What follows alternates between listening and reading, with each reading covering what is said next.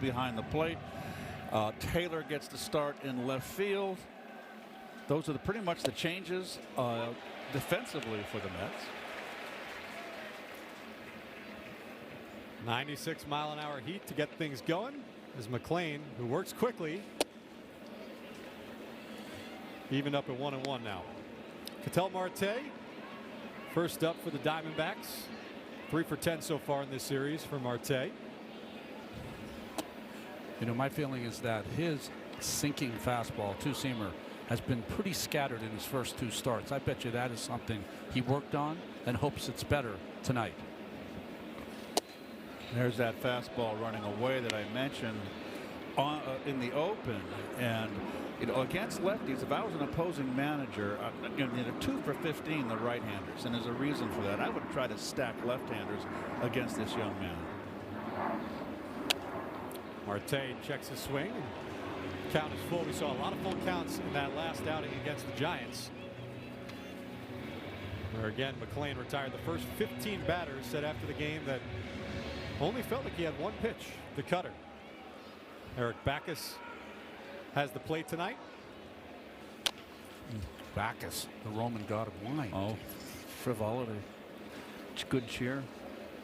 You know what's interesting? I think Ketel Marte has probably taken the mantle. I think Jose Ramirez was always considered the greatest player that no one talks about enough. I think there's enough talk about Ramirez, especially playing in the most games in Cleveland history, 1,620 the other day. I think Ketel Marte is that player now.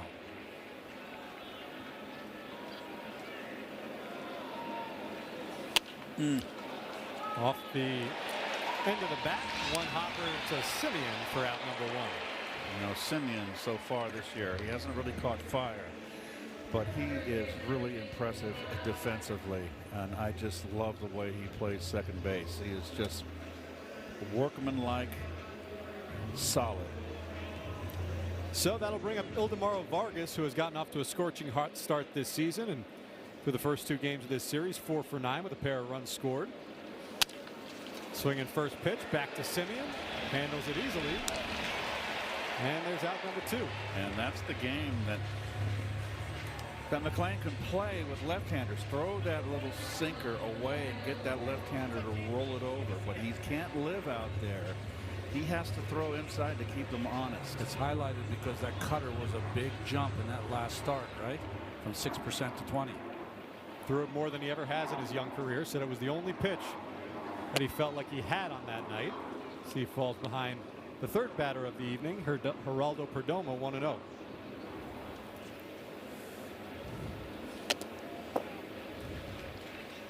Very two-seamer heavy so far in this first inning. He's gotten a couple of outs on it. The ground ball is the second. Despite his ability to strike out a lot of hitters, his best games will have a lot of ground balls in them as well. He's just got an exceptional breaking ball. Really does have a lot of spin rate, and you can just see it from behind the center field camera. Ooh, bends that curveball in, just misses outside. You'd want to check that one, wouldn't you? If you're a pitcher or a catcher. Too early. Another ground ball. Nice play by Vientos, who spins and underhand tosses to Nolan McLean as the D-backs go down 1-2-3 in the first.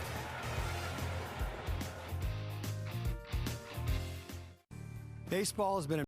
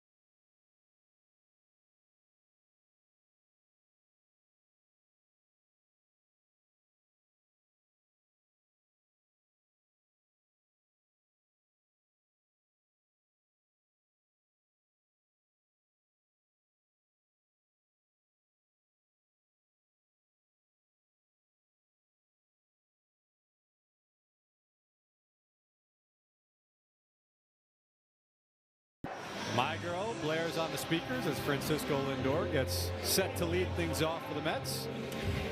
No Jorge Polanco in the lineup tonight as he continues to nurse that sore Achilles. The day before the game, Carlos Mendoza said that the IL is not off the table right now. They're taking it day by day. This is your Honda Mets starting lineup.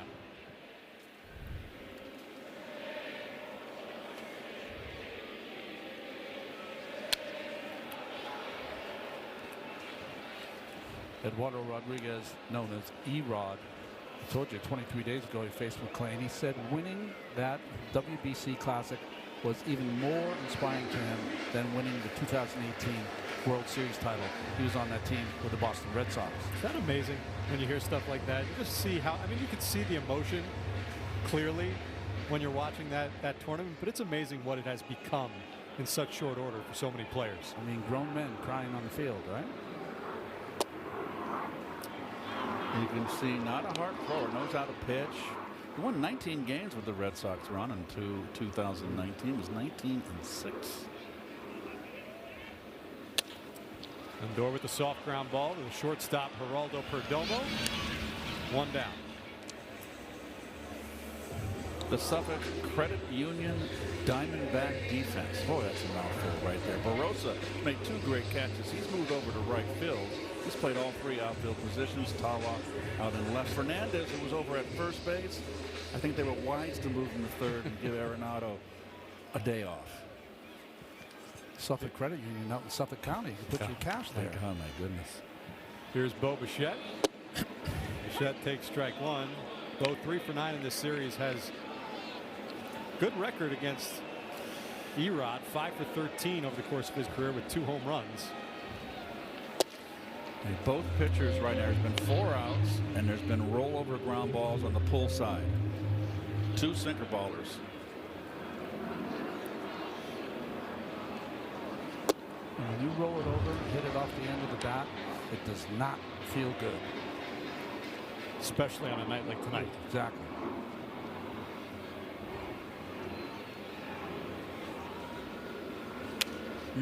Off the hands. Little cutter there by Rodriguez. He'll try to live inside on the righties with that cutter and then change up a way to get the ball on the ground. Luis Robert Jr. awaits on deck. Here's the 2-2.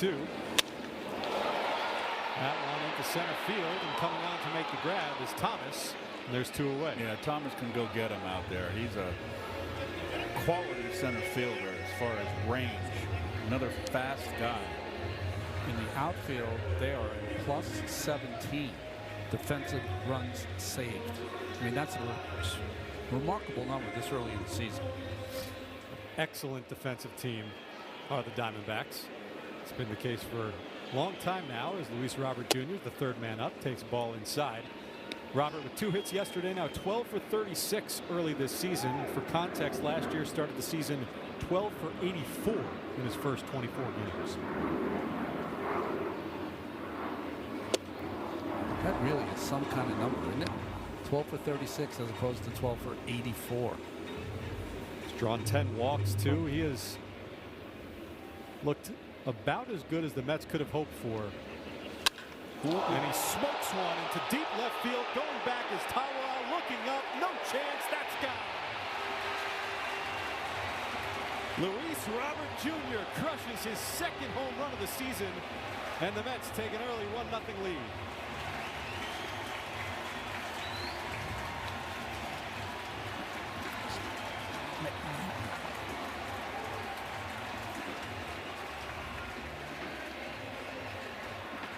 Well, the ball has not been carrying here in this series in the cold. Here's the pitch. Oh, it's a cutter running. And stayed flat, and he just got the barrel out. And there's your display of the power that Robert has. Mark Vientos takes ball 1 inside. This is the first extra base hit given up by Eduardo Rodriguez this season. Very short stroke right here. No overswing. He knew he had it. Popped up into shallow left center. Underneath it is Thomas. He makes the grab, but the Mets strike first. Luis Robert Jr. powering the Mets early.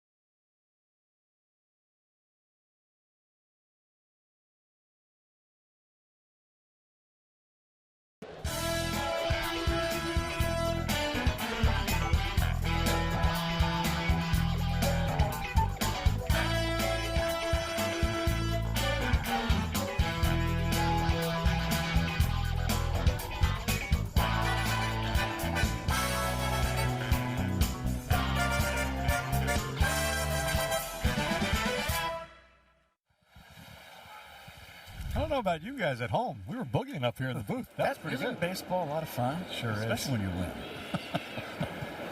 Nolan McLean back out for the second inning of work and pours strike one into Adrian Del Castillo. Del Castillo 1 for 8 so far this season. I mean, that ball starts a foot off the plate. If you're a hitter, what do? You give up on it. There's no way it's going to break over that outside corner, and it does. Unless you're looking for it, it's not a good pitch to hit. Almost hit him in the back foot with that back foot curveball. You know, I don't want to be a slave to the moment, but you watch McLean pitch and you watch the way that stuff moves. I mean, I don't know if I've ever seen anyone throw stuff that moves in that way. Yeah, it is lightning. It really is. Well, he's got an extraordinary breaking ball, and that's the pitch to me that stands out. I mean, he's got a good fastball, but he's got a Burt Blyleven spin, Steve Carlton spin, Kershaw spin. And there's a good pitch for him, Ronnie, as I mentioned, left-handers. That four-seamer straight, up and in. Just keep those left-handers honest. So now he can run a two-seamer away. He can backdoor that breaking ball again. Tried to right there. He's been fastball heavy through that first inning. We'll try to track and see if he's fastball heavy through the first time through the lineup. I think he should do that. A couple of reasons. One, he's got outstanding stuff. But two, not a lot of the league has seen him yet. Runs that changeup outside. Full count 3-2.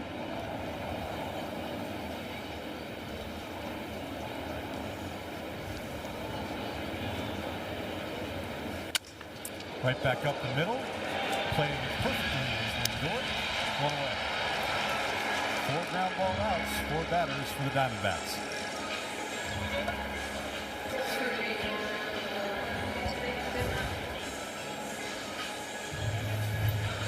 No, it's a blue sky, but it's cold. You know, when there's no clouds, the earth can't hold the heat. It just goes up into the atmosphere. It's not an Allman Brothers blue sky. Is that scientific fact? When you have clouds, it keeps the heat. Take it to the bank. Dr. Hernandez. Jose Fernandez. Bacchus has a tight strike zone. There's going to be some pitchers challenged in this game tonight. Fernandez went 2 for 4 yesterday. This is another club, too, that chases out of the strike zone a lot with the movement on, particularly the left-hand hitters. Oh, the fastball movement from McLean. They get him to chase out of the strike zone. That one catches enough of the dish. 2-1.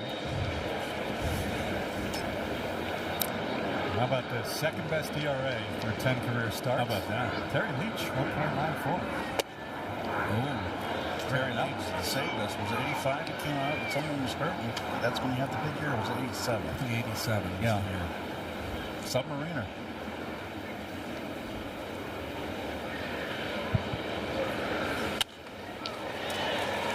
Into left field, and that will fall for a base hit.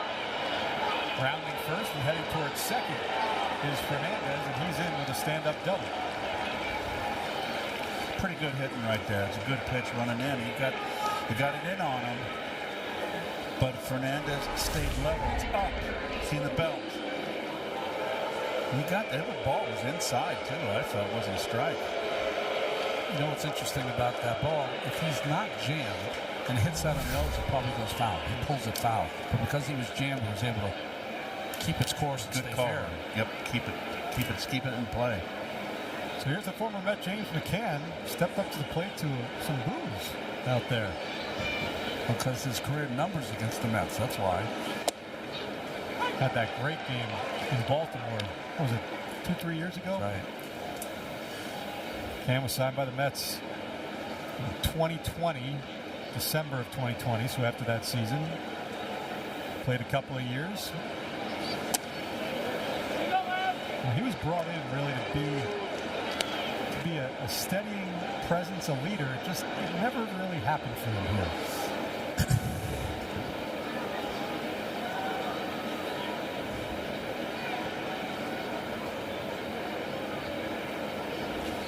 that's a good one. Look at Laz Diaz. Laz and Vientos dressed by the same people tonight. You know what? I get it.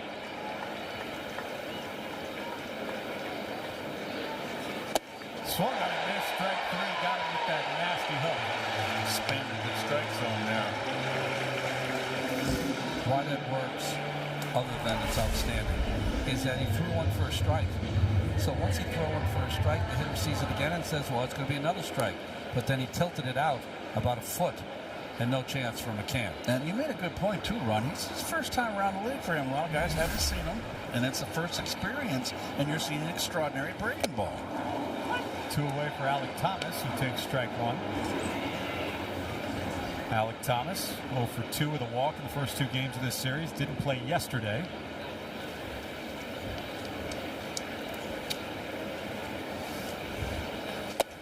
So this team has been struggling offensively, and they've got their best hitter out of the lineup, Steve. And that's Corbin Carroll. He's got a little tweak in his hip flexor, but he swung the bat really well in this the second game of this series. 3 hits yesterday, all for extra bases, 2 doubles, a triple. It was on that triple where he tweaked that hip flexor just a little bit. Yep.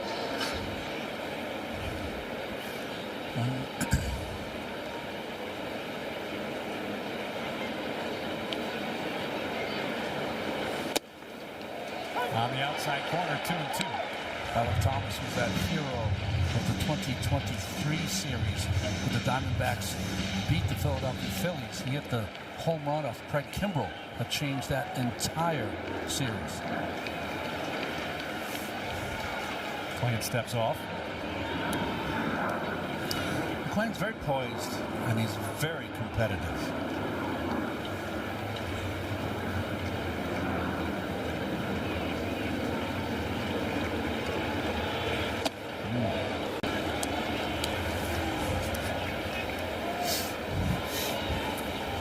You guys mentioned the Diamondbacks struggling offensively this season, and those numbers are buoyed by Corbin Carroll, who has had such a great start to the year. So without him in the lineup, imagine it's significantly worse than what you're seeing on your screen right now.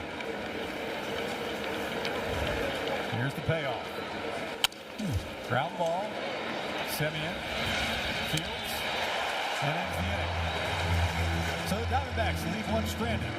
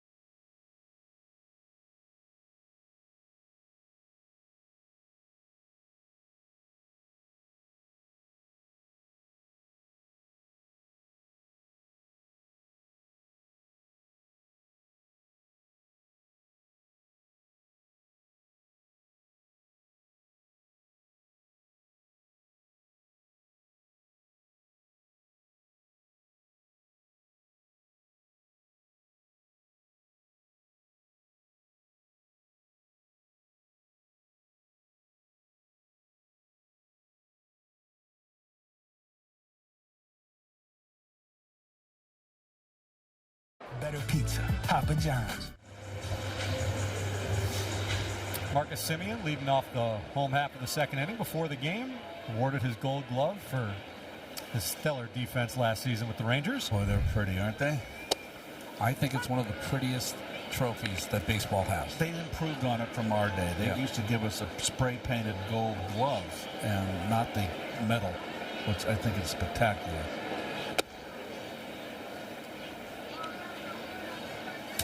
Keith, where are your gold gloves? They're down in the basement, and they're not.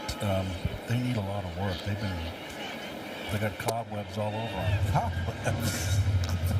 Well, you've moved a lot recently, so maybe, you know. I was part because they gave me one that says because I won the most for first base. So Rawlings gave me the one that for every position that leads, and I got a nice one with the metal, and that's displayed. The other ones are down in the basement. What you probably don't know is that the two balls on each side of the glove. Tries to hold up, does not. As Semien goes down swinging one away. On each side of the glove are not attached to those forks. So at any point, I'll see one of the balls are missing, and I have to get my kids. Where's the ball? Where's the ball? It's gone somewhere. Keep the dog away from them, too. That's beautiful. Very nice. Keith, I know you said that big one is displayed, but do you have one that has sentimental meaning because My brother has it. It's the 79, the MVP year. MVP year. The first one's always good to me. Of course, that was 78. Gosh, I'm old. You said it, not me. Here's Francisco Alvarez. First time DHing this season. Has a hit and a walk in each of the first two games this year.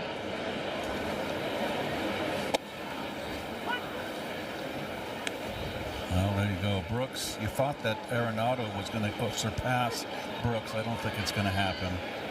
Ozzie, of course. Clemente, Mays. I mean, please.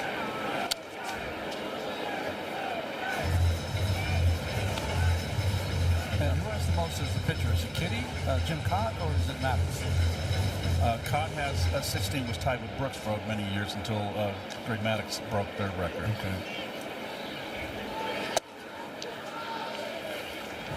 18, that's right. Maddox had 18. I won the last before Maddox started his run. You were a good fielder. You deserved it. Taking strike three. Francisco Alvarez goes down looking, two away. Except in, was it 85 or 87 when he went down and picked up that swinging bunt off the bat of Vince Coleman? Well, I had a no-no going, so I was trying to... Unbelievable. Our best pitcher down the stretch, I'll never forget it. It was a bad play. Oh. You can hear Casey. There goes the pennant. Here's Brett Beatty with two away. Takes ball one. Carlos Mendoza in the World Baseball Classic had Eduardo Rodriguez, so he knows him very well, and he says he's one of those pitchers that's very fluid. Whatever's working, he'll kind of emphasize that all game. Loves his changeup, loves his sinking fastball. Those are his two most important pitches. Right-handed, but he broke his arm as a kid and started throwing left-handed, and now a left-handed pitcher. How about that?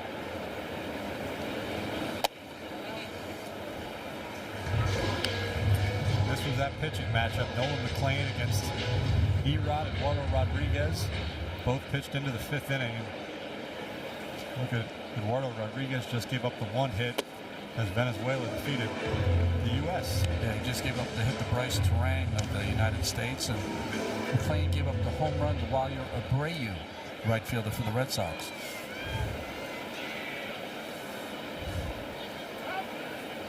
Beatty calls time. Brett Beatty 3 for 7 in this series. Had 2 hits yesterday and a double.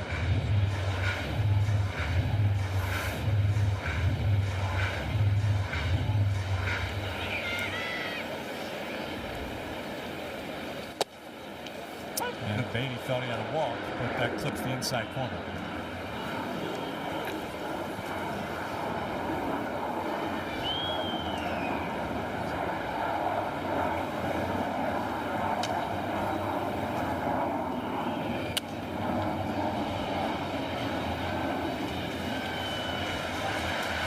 Connor Rogers and Joe DeMeo break down the Juan Soto injury and the bullpen's red-hot start on the latest episode of the Mets Pod. Subscribe and listen wherever you get your podcasts.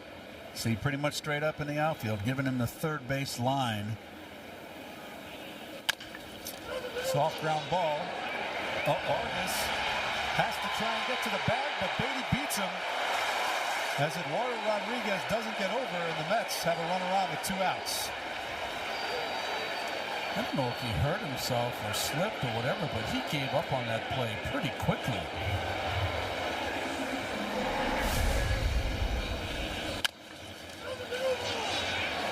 I guess he thought he wasn't going to beat Beatty there. Give me a fake pump at least, just run over there.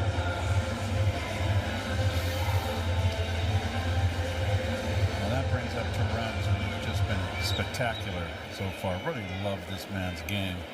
Line drive hitter, uses both gaps. He's gotten some big hits. Bunks it down the left field line. Foul. Surprised by that? Yes. It's the only 87-mile-an-hour exit velocity bunt that we've ever had in the game. It was out of the strike zone. Up over his head. And that's the case where you got the third baseman's playing so deep now that it's very inviting. We don't laugh about it. It's funny. Well, we were talking about this yesterday on the broadcast, that the Mets yesterday took bunting practice out on the field for situations like that they think there are opportunities out there. Try and steal a base runner.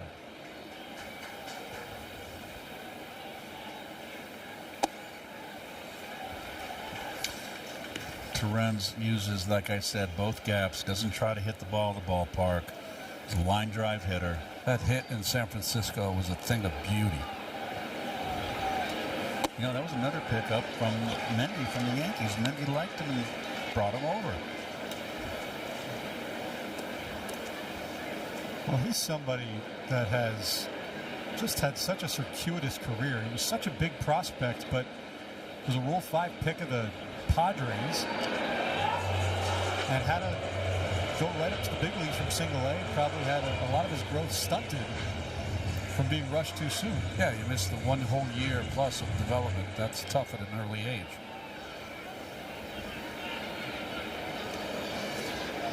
There goes Beatty. The throw, not in time, as Brett Beatty has his first stolen base of the season. Yeah, called safe there, but the tag by Marte did catch Beatty on the heels. I don't know if they'll check it, but it's a nice play by Marte to make the play out. I think he got in there. He's going to touch. Yeah, he's safe. Yeah, by that point. Yep. That is partly the second steal of the season for Brett Beatty. And the Mets have a runner in scoring position with 2 outs. Luis Torrens, you mentioned, has had some big hits. He was actually sneaky good with runners in scoring position a season ago. Big swing, and it's 3-2. You saw the catcher set up inside with that high target. Wanted it up and in, and he put it there.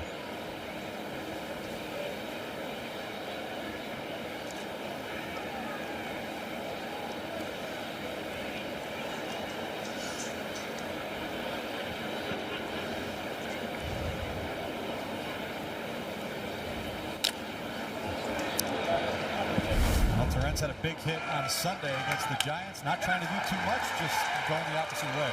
He's a good 2-strike hitter. When he can use the opposite field.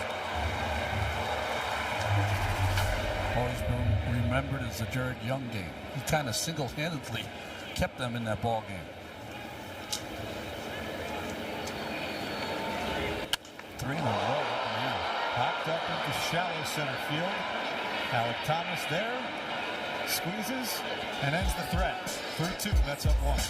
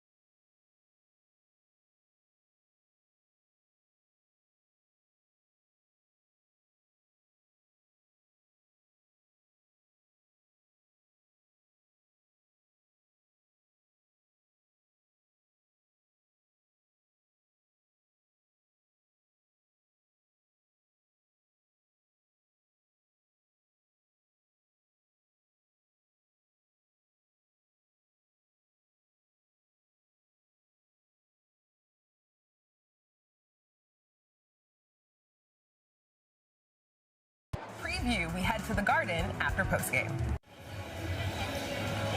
To the third we go. Nolan McLean back out on the mound, and I don't know, what's he smelling there? He's getting himself ready to go. I mean, they used to have those ammonia packets, smelling salts that you would take that would just sting the inside of your nostrils and wake you up. St. Louis, it was ammonia water in buckets. And you'd have the towels, and it was just wrap it around your face and breathe through your nose the ammonia in a hot St. Louis day, and it was reviving. Tim Tawa rounds to third. Bo Bichette throws across. One away. Apparently they've got those ammonia towels in some gyms. I've never seen one. I haven't seen a gym in a while.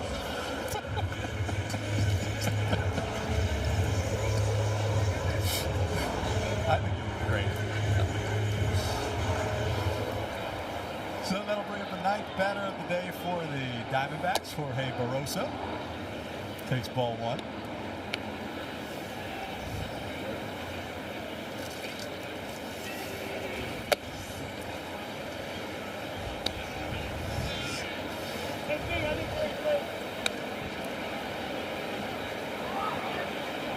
Barroso known more for his defense, as we've seen so far this series, than his bat. And he takes strike one. It's an 89-mile-an-hour cutter. So a cutter that was so important in taking a no-hitter into the sixth inning in his last start against the Giants, barely used here in this game so far. Well, as you guys mentioned, he's been leaning heavily on the sinker and the four-seamer.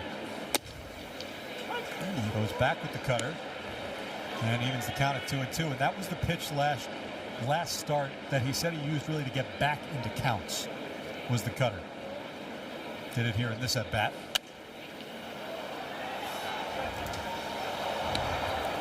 So now he's got him set up. Most of the pitches have been on the outside part of the plate. He can now throw that hard backdoor slider to get him looking. I like that four-seam pitch up and into lefties. Shot foul. Just seems to me like the Diamondback hitters just cannot cover that outside corner. I mean, if you can't, crowd it a little more up, get up at the plate and get a little closer. Well, that's strike three. Caught the inside corner, and Nolan McLean's got a second strike. Strike, the batter's challenging. Diamondbacks challenge. Go sit down. Club confirmed, it's a strike. Arizona's got one left. ABS powered by T-Mobile. Take a seat. To me, that's that's more of an individual challenge than a team challenge. So you don't like to see that. You don't want to waste it. Yeah, so exactly. Well, I think that's been one of the things actually that the Mets have been better at than most teams we've seen so far. Soft ground ball. McLean gets off the mound, but Vientos takes it himself. The Diamondbacks go down 1-2-3 in the top half of the third.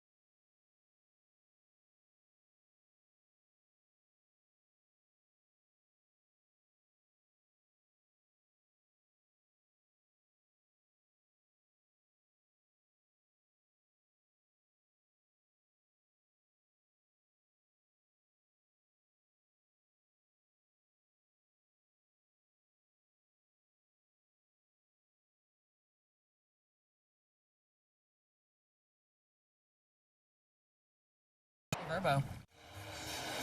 Bottom three, Mets on top 1-0 after a Luis Robert solo shot in the first inning. Tyrone Taylor, the 9th batter of the night for the Mets tonight, steps up for the first time and takes strike one. There's that first pitch, get me over curve, Ronnie, you always talk about.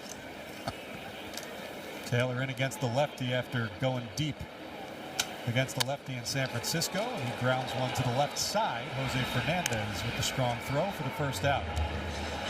Time now for your Allstate Good Hands replay. And we go back a year ago against this same Diamondbacks team. Lourdes Gurriel Jr. And what a grab by Tyrone Taylor laying out. That was spectacular.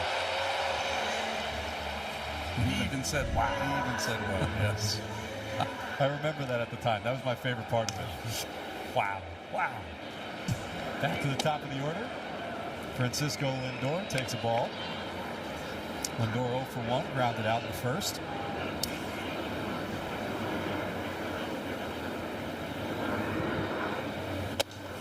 Takes a big hack, and it's 1-1. And Francisco, it just seems that he just has his troubles late March, early April. Last year, the same thing. Took him a while to catch fire. We talked to Carlos Mendoza about this today, and he said, some guys take a walk here or there. It'll get you back into or out of your slump. But he says Francisco is one of those guys, he really feels that the only way to get out of a slump is to swing back. So he's just the opposite of being patient. He's more aggressive when he's slumping. Went 0 for 5 yesterday. Already the 4th time this season that Lindor had an 0 for 5. He didn't have his 4th 0 for 5 until late June last year. I can add something to that, Ron. What I found it got me out of a slump a lot. Not very often. The pitcher would have to throw me a breaking ball, and I'll continue after the pitch. Popped up to shallow right field. Coming in is Belosa. He calls off Marte and just gets it in the heel of the glove. The wind doing a little damage there. Off the heel of the glove. That's why you always want to use 2 hands. Anyway, to add to that story is I would never took a pitch. I always took a pitch like I was going to hit it. So I'd stride, and I would really watch the ball. So when I got a curve ball, a curve breaking down, and, there you go. Is that going to drop? Yeah.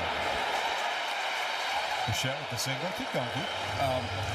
I would sit there and I'd see it break, and I'd go, "Oh, I've been striding too quick. I got time I can wait."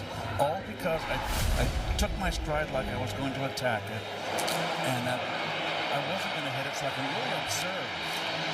So there's the contact off the end of the bat. And a lot of times that got me out of the slump. So premeditatively, you said to yourself, I'm not swinging, but I'm going to look at it, just concentrate on the spin and whatever, what if it was a fastball, whatever. Wow. It didn't happen very often. It had to be a curveball.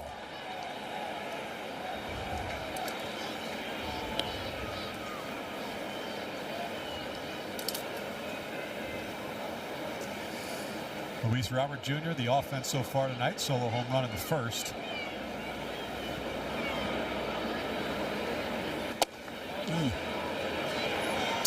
Oh, they're going to challenge? No.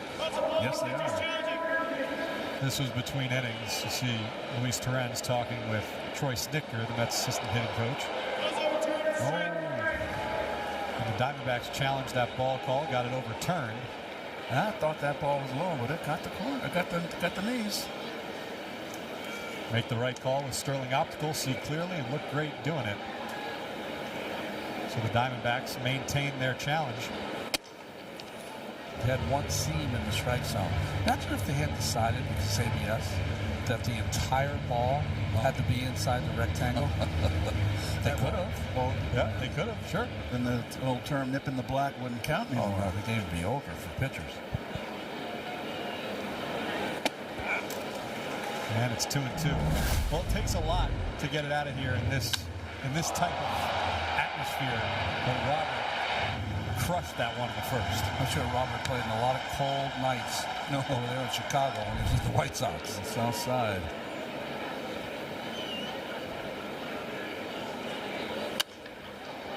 Spoils that pitch.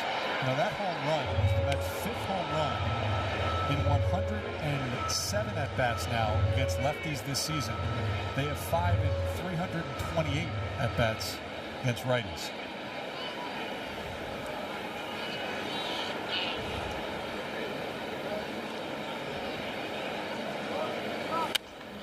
And again, Robert shoots it into the stands. 2 in a row protecting the outside corner. What makes me think that Rodriguez may try to pop him up and in. The only problem is that cutter that he came up and in with ended up in the stands. But I know what you're saying. The 4-seamer up and in like you threw to Torrent. Correct. Catcher set up away. Change up. Good take by Robert as we see yet again another good at bat from Luis Robert Jr. Whatever they're preaching on the hitting side for the Mets has really resonated with Robert. I mean, it's obvious.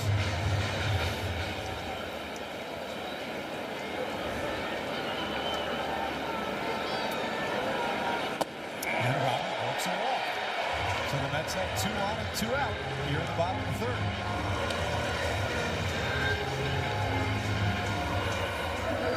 It's a classic example of just, hey, if he's not going to give in to me because I hit a home run off in my first at-bat, keep the line moving.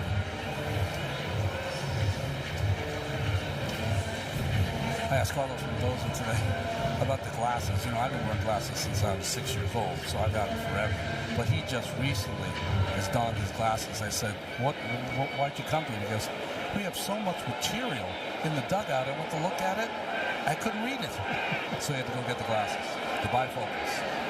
Here's Mark Vientos. Vientos takes a big rip. Well, he said that he ditched the glasses for one of the day games recently, put on his sunglasses, and then said, no, this doesn't work. Kai Gray, come help me look at this. Vientos 0 for 1. And that off the end of the bat, nice play by Marte up the middle. And that ends the Mets' threat. Through 3, Mets up 1-0.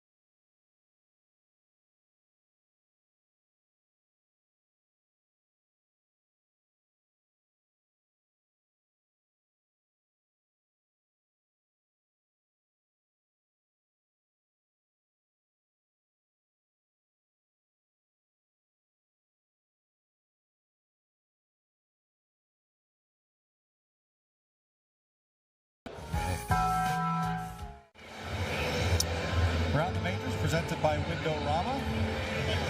New places for some of these faces, and these guys have gotten off to really hot starts in their new uniforms. Well, Brendan Donovan last year with the Cardinals got off red hot. He was leading the league in hitting, if you remember, for quite a bit. Then he faded away a little bit, but he still had a good season. Robert was the only one hitting for the Mariners. Ildemaro Vargas leads off the fourth inning. How about the Phillies? They're struggling.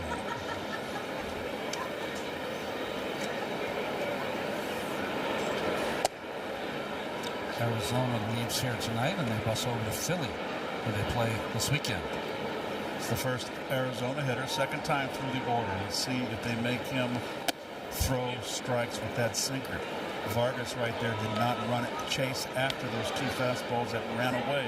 Got itself in a hitter's count, 2-0. Now it's 3-0. And McClain comes in with the four-seamer, but walks Vargas on 4 straight pitches. The road ahead, your radio home for the Mets, is 8:80 a.m. and streaming on the free Odyssey app. So tomorrow through Sunday, Jeff McNeil and the Athletics, not the Sacramento Athletics, right? They come into town, and then it's back out to the West Coast just a week after returning. The Dodgers, Monday through Wednesday, and then a 3-game set at Wrigley. Whoa! There's a helicopter there. Whirly bird. 5 straight balls from McClain to start this 4th inning.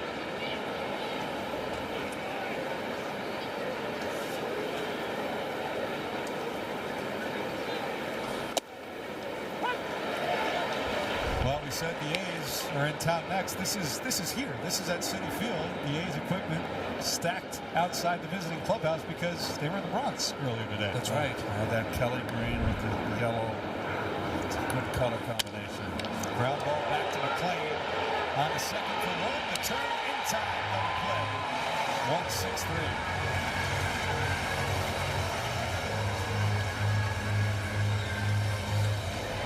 I think this is one of those plays that if you ask Nolan, he wanted to be less nonchalant than he was here. You really want to step and fire a strike chest high to your shortstop, making an easy play. I mean, it was an easy play anyway, and I know he's trying to take his time, but you still want to put something on it and keep it about chest high. So 2 away for Adrian Del Castillo. He takes strike 1. And he's such a great athlete. He knows, like, thanks for picking me up, bro. Ronnie, why is it so difficult for pitchers just to throw to a base? Well, it's not going to be difficult for him because he's such an athlete. I just think a lot of these pitchers are on their travel ball teams. They are PO. You know what that is? Pitcher only. So they don't. There was a time that anyone who pitched in the major leagues always played a position until you got to the major leagues. 3rd strikeout of the night for McClain ends the 4th.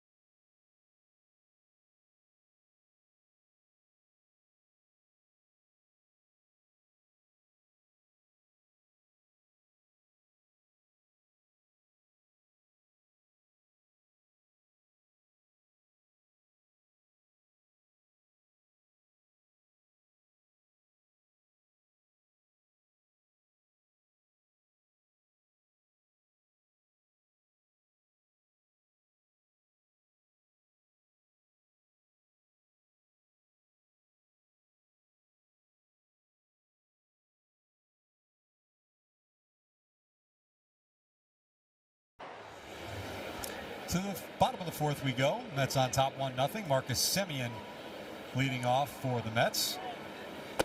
Semien 0 for 1, struck out swinging in the second inning. It'll be Semien, Alvarez, and Beatty here in the home half of the fourth. And that's a base hit for Marcus Semien. And the Mets have a leadoff base runner. He's got a quick bat up and in when he's swinging. Took the way he can swing. Took the words right out of my mouth, Ronnie. He's got the fastest bat on this ball club. The most compact swing. Right to the belt. Right to the ball. Quickest of anybody in this line.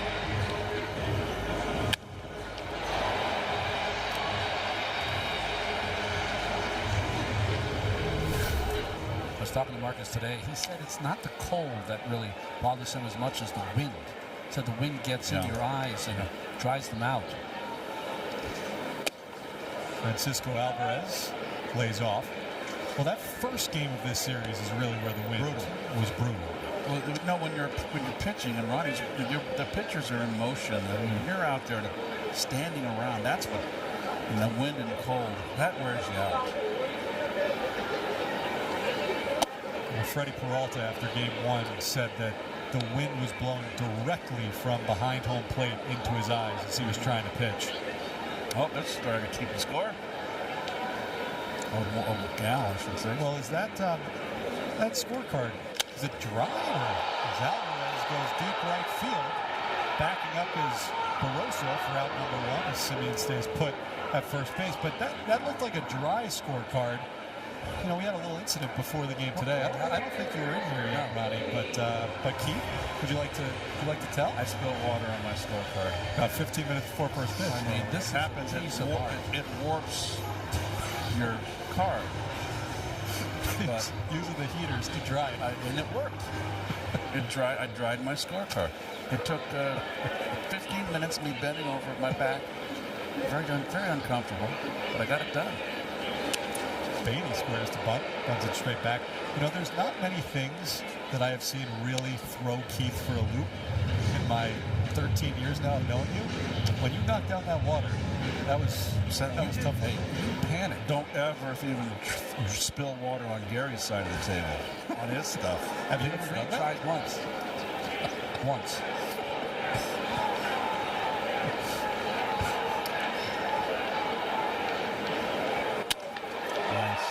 Good base running.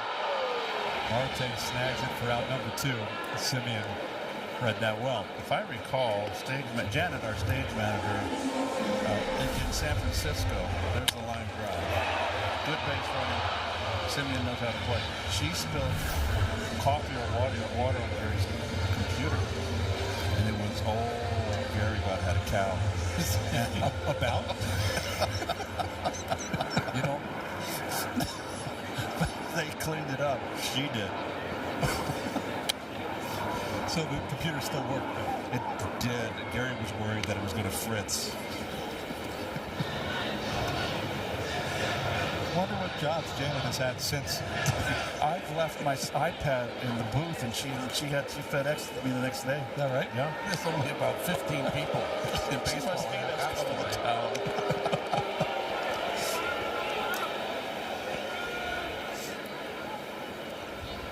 Well, we're all thrilled that the scorecard is dry and usable. Luis Torres into left field. Backing up is Tawa a couple steps in front of the warning track. And that retires the side. Clean scorecard, clean it for the Diamondbacks.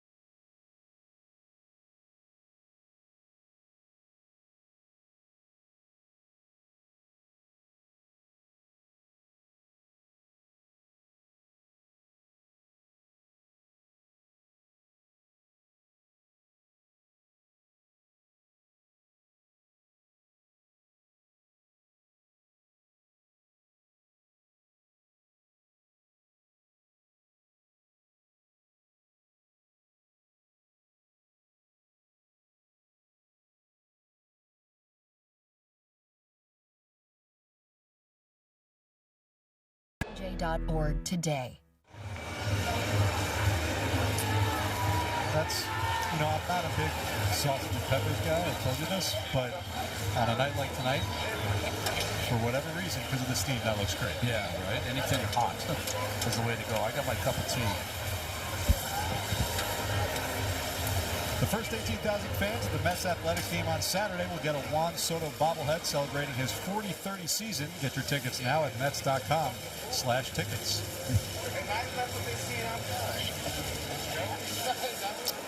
Oh, there it is. Oh, that's Russ. Wow. Russ, where you been? That's nice. Russ, why'd you make Keith dry his own scorecard? I was just going to say that. Where was he when I spilt on the desk? I mean, this booth, Russ was hoping for a little fire. Start all over. It is a nice ball, huh? Where's the Gary Cartier? Mr. Cartier. Very nice. Nolan McLean ahead of Jose Fernandez. 0-2, leading off the fifth. This is with the fastball. So speaking to how different this game has been for McLean, coming into this inning, he threw 55 pitches, 27 of them, almost half, over half, have been the two-seamer. So he has this ability to kind of recognize what is working and just leans on it. Well, he's got 6 pitches, and so he can really pitch any type of game. But there is going to be a game that will probably happen soon where he's going to have them all working, and we're going to say those words that you always say. He's got no hit stuff tonight. Ground ball back to McLean under his glove. Simeon there to back up. One away. Well, it was interesting after that start in San Francisco when he said, I only have the cutter working, and then we talked to Martin Simeon, who said, yeah, if he's got 2 pitches going, it's pretty tough. So 6 pitches, forget about it. That's a good point. It reminds me of the time when Doc, after his 85 year in the Cy Young, and he came back the next year and he never even got taught him the cutter. And Whitey Herzog pulled me aside and said, he was pretty good with just the 2 pitches. Here's James McCann, who's a strikeout victim back in the second. In that game we were talking about with McCann earlier, it was 2 years ago in Baltimore. He had the 5 RBI game, a 10-3 win. And if I'm not mistaken, that was the first game that he played against the Mets. Does that make sense? It does make sense. It does. You got to put it all into perspective. James McCann was signed after the Mets kind of lost out on Real Muto, who went to the Phillies. So there was a lot put on James to try to live up to the signing of Real Muto just 2 hours south of here. And it was really packaged as McCann and Lindor would be the leaders of that new group. And he's a great guy, a great leader. There's another strikeout on a nasty, nasty sweeper. He's eaten up McCann 2 times in a row. I mean, look at the vertical break on this. It starts off the inside corner, ends up a foot outside. And that's what it appears to do. Now, from that angle, it looks like it starts down the middle and just ends up 2 feet outside.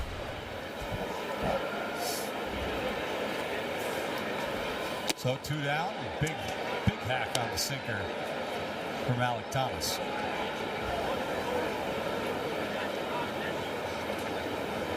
Thomas has all the defensive skills in the world. He has not been able to find any consistency in his offensive game.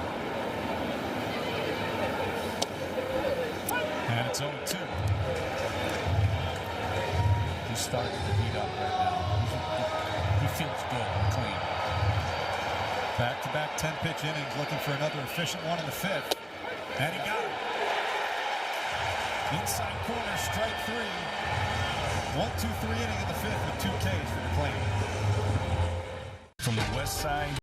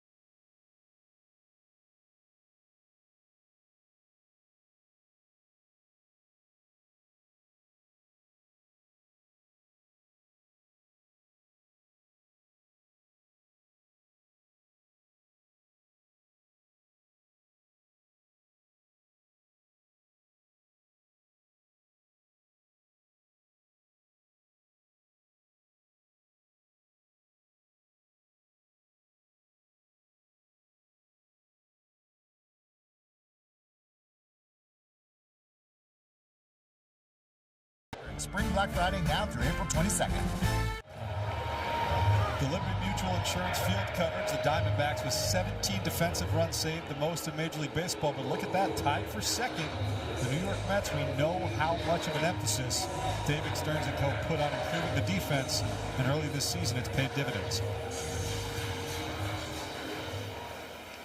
Tyrone Taylor, one of their better defenders who was here for the last couple of years, steps into the box and takes a hack for strike one. Taylor 0 for 1. Grounded out to third to lead off the third inning. I mean, this is shaping up like one of those games where the one home run in the first inning is going to be enough. It's going to be enough for a win and an L. See the number on Eduardo Rodriguez, 57. That's not an accident.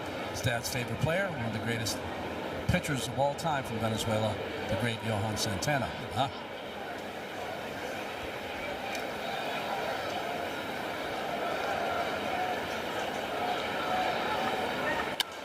Well, speaking of numbers, Tyrone Taylor no longer wearing 15, wearing the number 28 after the Mets announced that Carlos Beltran would have his number retired later in the season.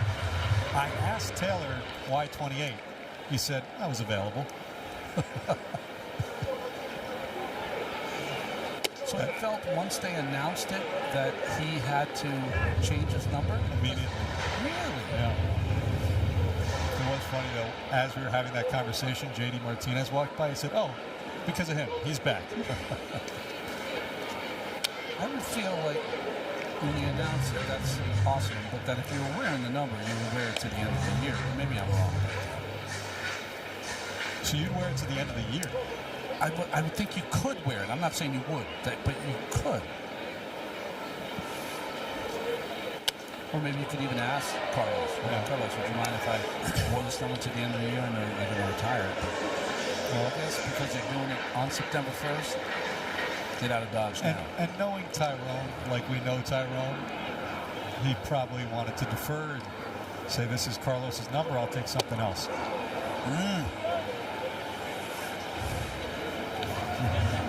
Laz Diaz could see that. Check swing.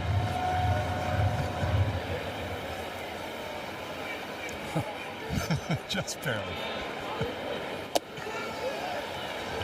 Good at bat here by Tyrone Taylor. McCann didn't frame that strike very much. It was a kind of a borderline knee strike, and he just kind of dropped his glove. Here's the payoff. Scorched into left field. Going back is Tawa at the track, looking up off the top of the wall. And Tyrone Taylor has a double to lead off the fifth.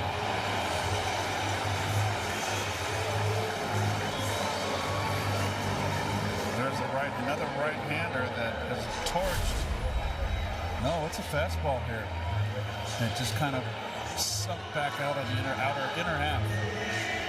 Whenever I think of Tyrone Taylor's best at-bats, I always think of the great at-bat against Schwellenberger in Atlanta. Now, that was a much bigger occasion. But that was a similar at-bat. You know, just stayed in, fought hard, got the 3-2, and found a pitch. Bounced it off the wall. RBI opportunity now for Francisco Lindor. Still has not had an RBI this season. The 12-game drought, the longest drought to start a season in Lindor's career. Corners in, sort of in. They have to respect because you got a Lindor who's struggling. And that kind of leaves the holes open for Francisco.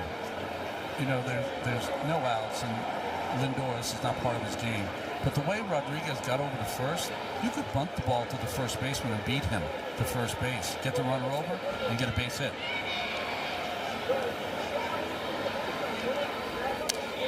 See, whenever I had this situation with Lindor, a hitter, struggling, and I had to play in because of the left-hand pitcher, I would pray. But I would always go, let's get it to 2 strikes so I can move back. I did not like the play. Now, the first baseman's not moving back. If he had 2 strikes on him, he sure does. There's no reason to stay where he's at. Move back.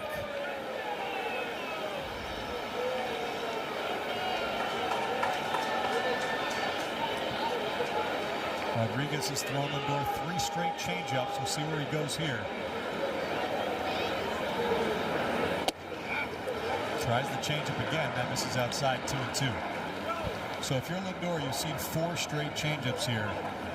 What are you thinking against Rodriguez? Well, I mean, you don't want to get into a guessing game, but you got to say his strength is on the outside part of the plate. So sinker or changeup away.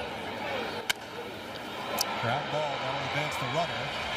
Taylor into third as Lindor with the productive out, 1 away. Bo Bichette coming to the plate. I know he's great with runners in scoring position, but look at how he changes his stance. 1 strike versus 2 strikes.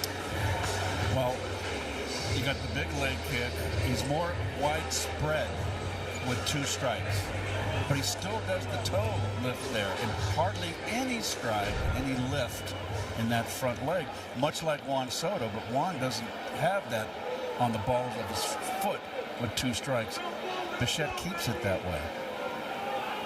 Infield in as Bichette takes ball 1. Bichette wants to do damage early in the count, and with 2 strikes, he goes into base hit mode. Bichette 1 for 2, had a single in the third. And it's 2-0.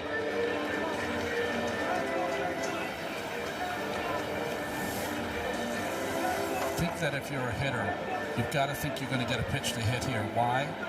In the pitcher's mind, the next hitter hit a home run off you in his first at bat. So you got to feel like he's going to come after Bichette on this 2-0 count. Cutter or slider, Keith? 1 for 2. Yeah, it was flat, and it was had a little break to it. It was a cutter. There's Robert Jr. Hit that solo home run in the first. That's the 1-0 lead. That's looking to add to it. And Bichette had 3-1. Let's see, if he wanted to go up and in there and he missed, he's going to the rosin. He saw him from his finger like he lost his grip.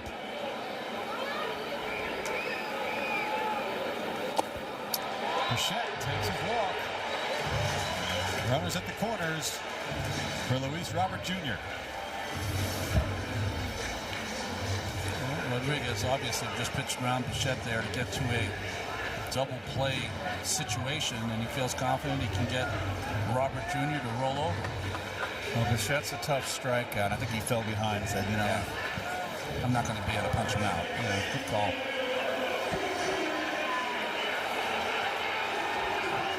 And there's Brian Kaplan, the pitching coach.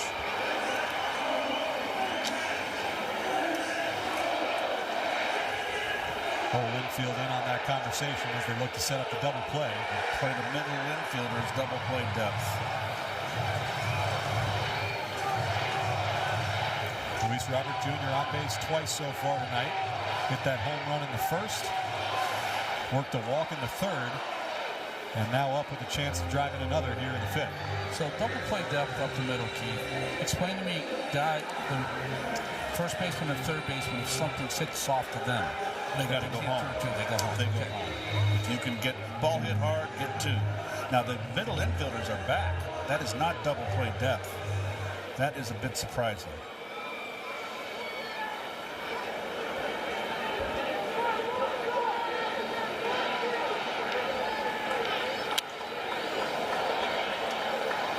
Robert looked like he was trying to hit the ball to right there on that first pitch. That's one of the reasons why he has come out red hot early on. Taylor on third. Bichette on first. 1 out, 1-0 Mets. That's the upstairs pitch he wanted.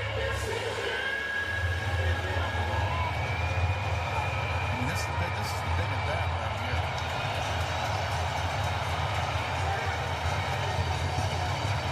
Rodriguez ahead 0-2 on Robert.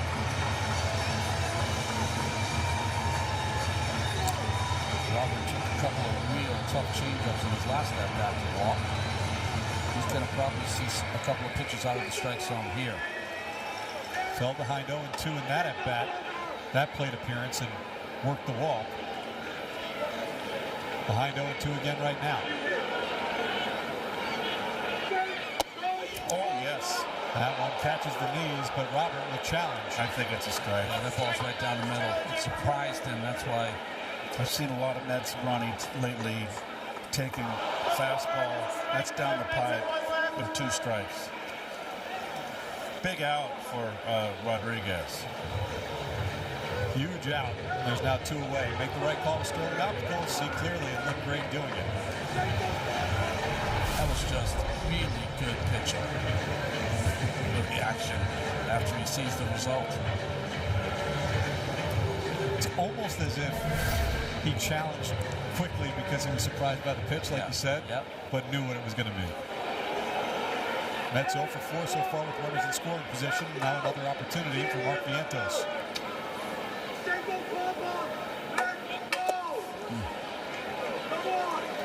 Vientos 0 for 2 at a sharp line drive out to second base in the 3rd.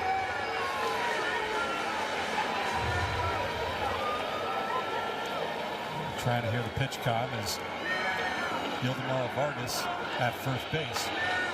There's the throwback. He'll keep his left ear warm, one or the other. Remember, there are some fielders that have the pitch comps that they can hear what's going on between pitcher and catcher. They can call that throw over if they want.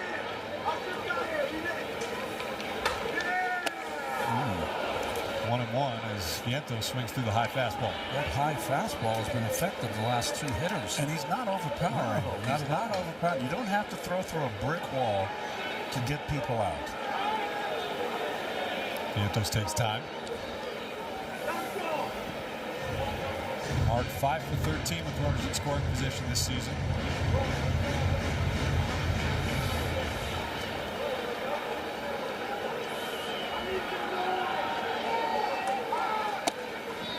And he takes strike 2.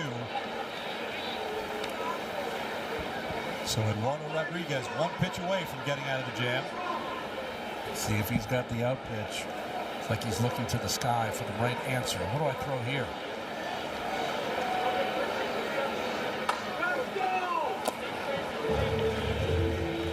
Trying to throw that backdoor cutter to get him to strike out looking. Tyrone Throw all those hard pitches. I think, sorry, Steve, I think the changeup is going to make an appearance right here. Tyrone Taylor led off this 5th inning with a double. He's at third base right now with 2 outs. Too much up in the air. Okay. Had him 0-2.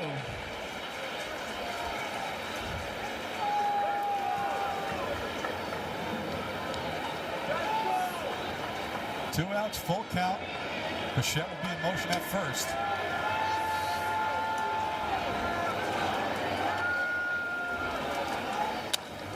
Ground ball left side, scooped by Fernandez, takes his time and throws across to retire the side. The Mets strand 2 in the 5th. Nice pitching.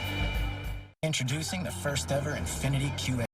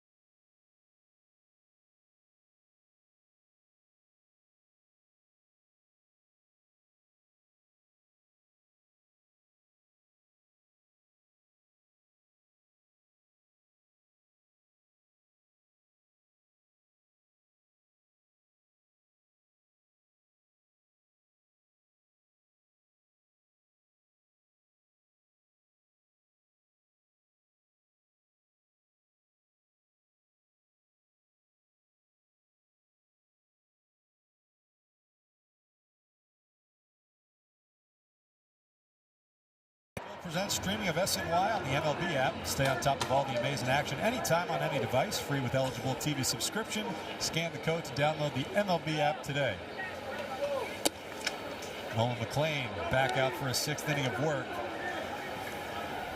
His last start against San Francisco, retired the first 15 batters. Just 2 base runners allowed through 5 innings tonight.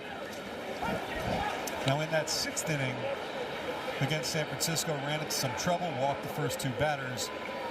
But it felt like that off the end of the bat drops in front of Robert. So a 3rd base runner of the night. What I was going to say is it felt like in that San Francisco game, despite the fact that it was 15 up, 15 down, he was really fighting it. Tonight it feels like he's really gotten into a rhythm over the last few minutes. And I think it's all about starting with that fastball. He wanted to establish that. Once he has, he's hit kind of the slot, the arm slot that he's wanted, and he's been a strike thrower ever since with every pitch. Maybe too good of a strike thrower, giving up the base hit on the 0-2. Bo Bichette in playing against the bunt. There goes Tawa. The bunt. He had it stolen. Now, these are the little things, because Nolan is a great athlete, and he's got a sense of this game. But he is a novice. He hasn't been around long enough. This is where you have to understand the game. It's a 1-0 game. So not only are you taking care of the hitter, but you got to know what's going around you. You got a runner on first base. He's got a little speed. You know that. At least one throw over there to tell him I got my eyes on you.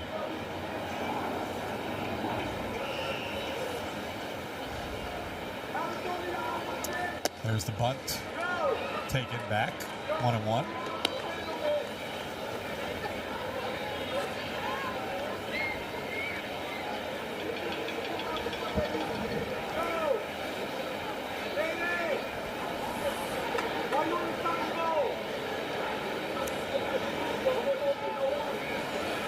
This time gets the bunt down, but that'll go foul. The count 1-2. Torey Lovullo really playing, trying to get back in this game. Well, he's in the game, but trying to tie it up. Would it shock you with 2 strikes if they kept the bunt on for Rosa? No, shocked. You would be shocked. I would fall off my chair. I hope not. Don't fall off your chair. We've got some physical issues we have to take care of. Just wonder with the light hitting Barossa if they keep it on.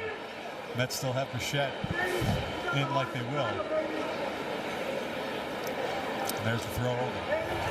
Love that. There you go, Ron. He's got a good move, too. He's going to pick off people if anyone gets on. He's going to end up with some pickoffs in his career.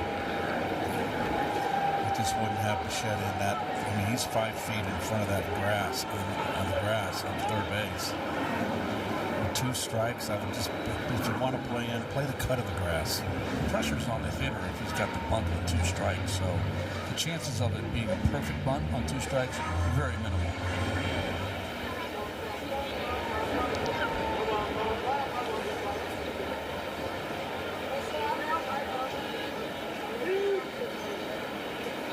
And a second throw.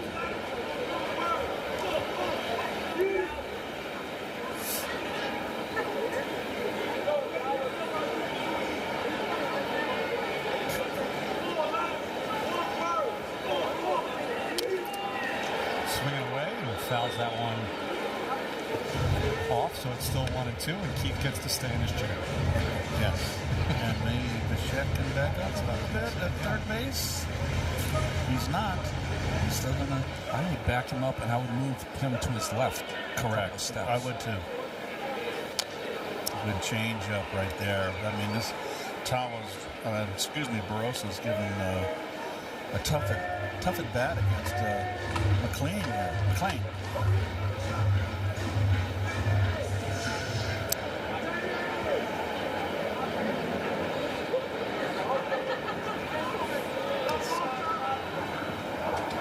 One-two again.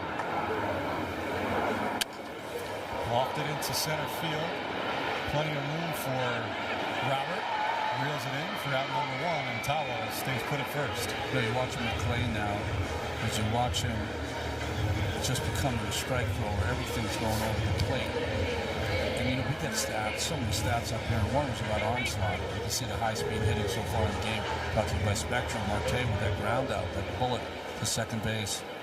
But this is for the season. This was against Atlanta that Marte had the hardest hit ball of the season, and he is now up. Isn't it interesting, though, that the 4 hardest hit balls, one was a ground out and the other 3 were singles?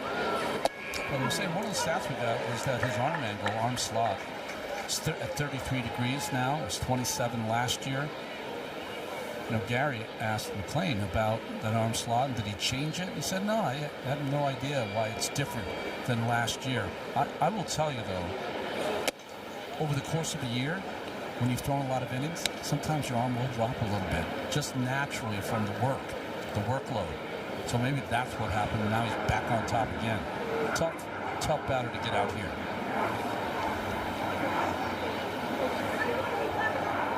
Tawa staying put at first, and Marte takes that ball. It's 2-1.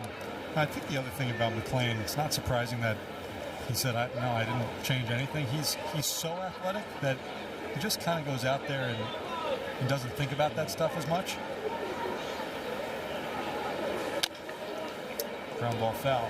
Now, I tried to ask him about why he thinks he spins the ball as well as he does. I don't know. I don't know. I've always been able to spin the ball. I bet you if they had one of those hand things where you squeeze it to see how strong your hands are, I bet you you'd be one of the best on the team. That's why you can spin it.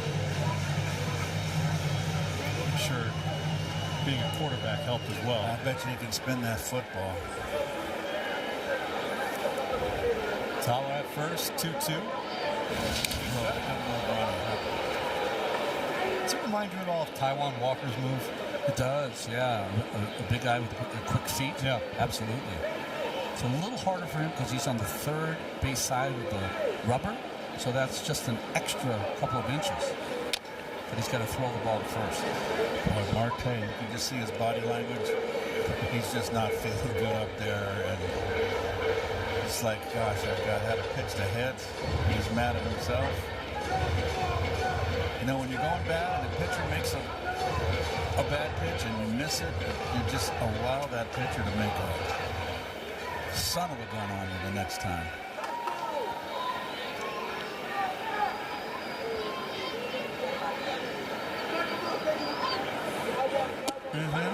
Strike 3 call. That's a strike. Marte's going to challenge. Diamondbacks have 1 remaining, and that is strike number 3. And the D-backs are out of challenges. McClain, meanwhile, with a huge K for the second out of the inning. That had more than the outside corner. It's not great use of the ABS system by the Diamondbacks tonight. Frustration, though. The pitch to hit was the pitch prior. Fastball poured in over the heart of the plate. 0-1. Ildemaro Vargas up now with 2 away. Vargas 0 for 1, grounded out in the first, walked in the fourth. Vargas felt he was being rushed there. There's 3 base runners so far from McClain tonight. Oh, that's a good one. And it's 0-2. You might see that's the sweeper. You might see the hellacious curveball right here. Yes, went with the sinker and got it. Strike 3 called on the inside corner. Some emotion from Nolan McClain as he walks off the mound. 6 stellar innings so far for the Mets' young stud.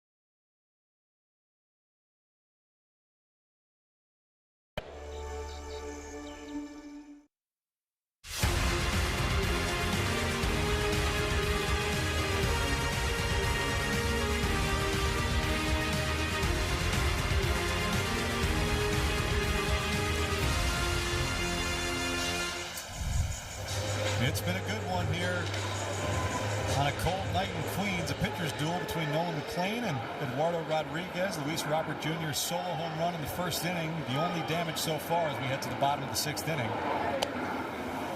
For you folks at home, no one up in the Mets bullpen. That might be even a better sign. 85 pitches through 6 innings of work for Nolan McLean. This is where, as an offense, Keith, aren't you saying, come on, guys, let's punch 1 or 2 across. Give them some breathing room. Absolutely.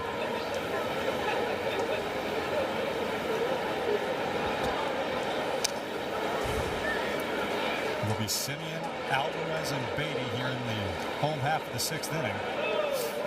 Simeon 1 for 2, struck out in the 2nd and singled in the 4th. So Simeon taking his time to get back in. The umpire bringing out the ball. Rodriguez as they give him a can, a blow after catching a curveball in the dirt.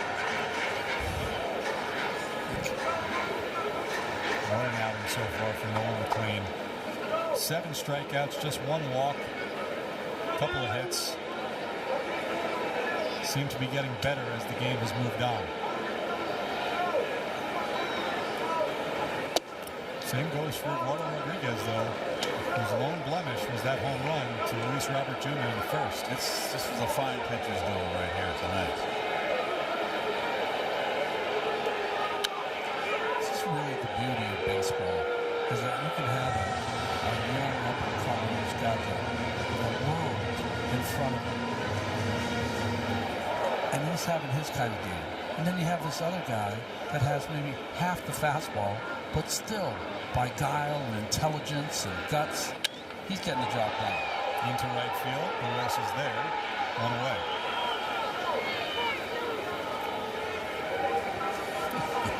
Right in the, is that the penalty box? Yeah, I guess it is. The soccer stadium's coming along over there. Yeah.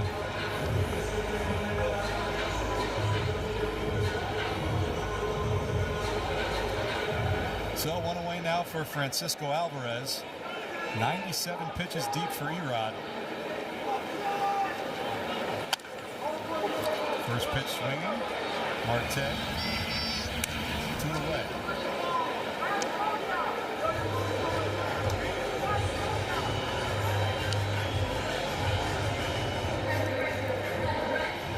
Rodriguez at 98 pitches. He's already gone 7 innings once this year.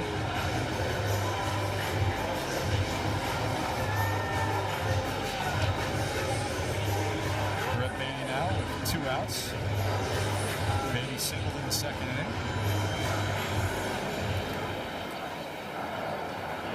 See how much deeper Rodriguez is allowed to go. Some action up in the Diamondbacks pen now with Erod 99 pitches deep. Taylor Clark, the righty.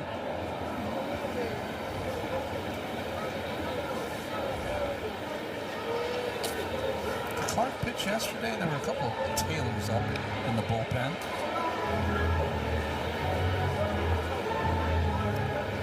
Taylor Clark did pitch last night. Finished the game. Pitched a scoreless 9th inning. Ooh, good pitch. Trips the outside corner, 1-2. Because he pitched last night, I think they have him up in case Rodriguez gets in a little bit of trouble. He'll come and try to just get 1 out. Threw 16 pitches last night to Clark. Soft ground ball, right side. Ildemaro Vargas takes it himself. And it's a 1-2-3 inning in the 6th for Erod.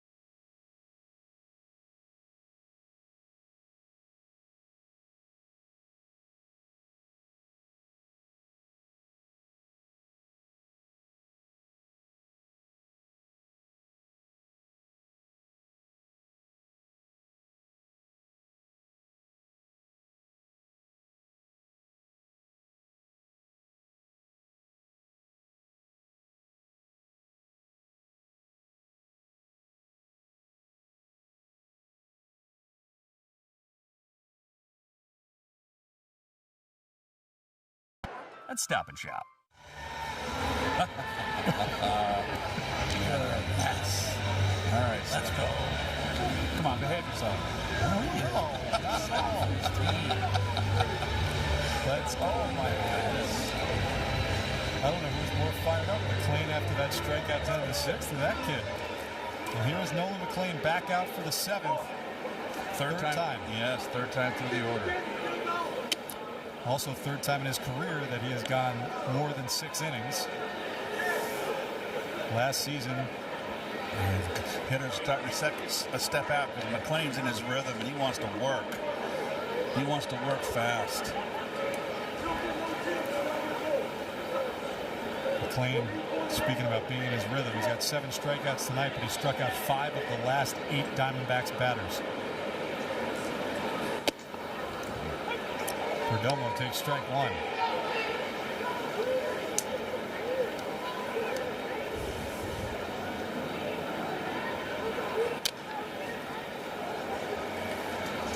And it's 1-2.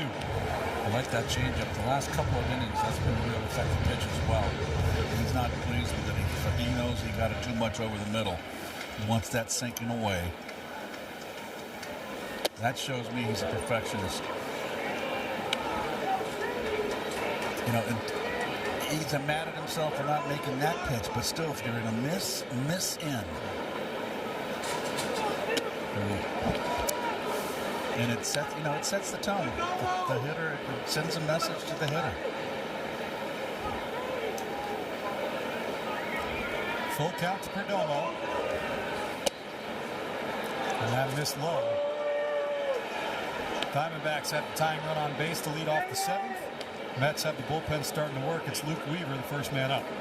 It's a good bat by Perdomo. Sometimes you just tip your cap, you know. And it's got to watch. Perdomo can steal the base. 2 stolen bases already this season. Butawa tried to steal on the first pitch. So maybe a throw over. Runner stays put. Castillo swings through, fouls it back 0-1. So Bichette this time playing 5 feet back further off the fringe of the grass on the dirt. That ball gets away from Torrens, but he gets to it quickly. Boy, I tell you what, if Perdomo's on his toes and got an instant jump, he would have had it. Pitch first. A lot of run on it. Tried to backhand it. That's why he missed it. He just got landed like flat-footed. Strike 2.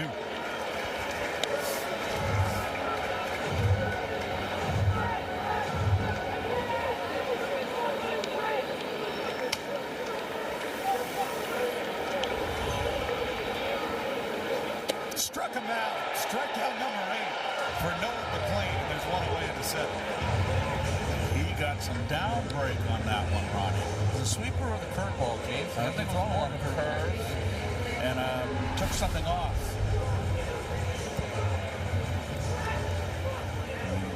Down and in, back foot.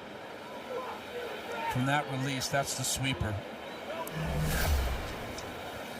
So 1 away, Jose Fernandez. Guy's taking a lot of fastballs. This is the 3rd time through the order. You've seen him. Fernandez doubled in the 2nd. Perdomo staying put at first base, and it's 2-0. You're right, Keith. It's almost like the game plan for them. This kid spins it great. You're going to see a lot of breaking balls, and they have not gotten to the fastball. And you know what? When the guy's in a groove, boy, you just don't want him to get ahead of us with a fastball.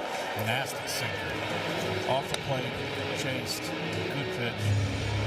Really one of their upcoming stars, this fabulous athlete at the plate, Fernandez.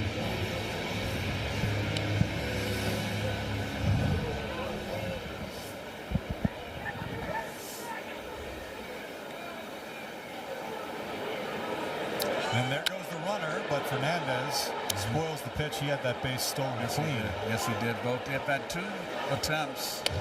They both would have been successful. Both the pitches were foul ball.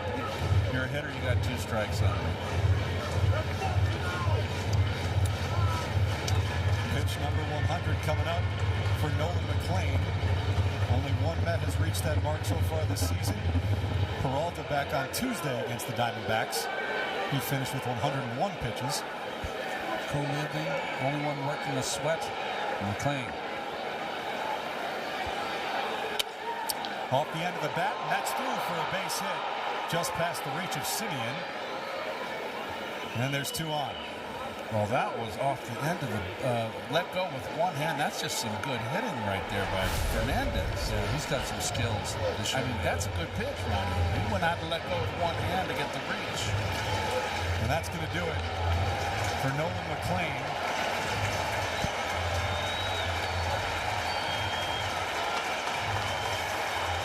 McLean will lead to a standing ovation with 2 on here in the 7th inning and 1 away.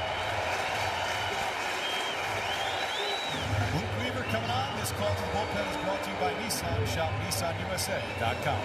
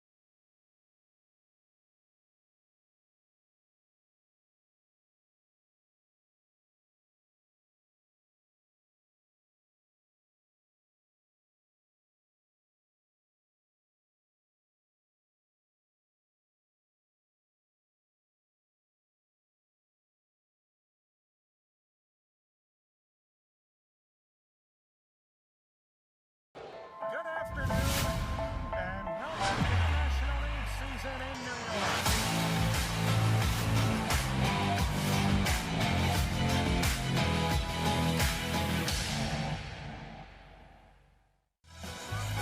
New York Mets baseball on SNY is brought to you by Prevagen. By your local Honda dealers. Contact your local Honda dealer today. And by Citizens. Make sense of your money with Citizens.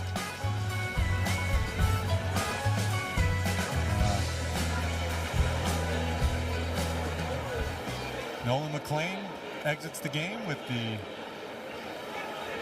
tying and lead run on base. Luke Weaver on to face pinch hitter Gabriel Moreno.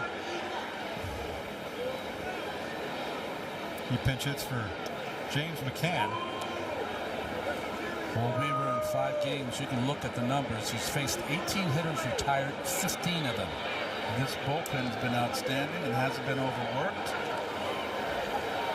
Weaver got the win in game 1 of this series, pitching a clean 10th.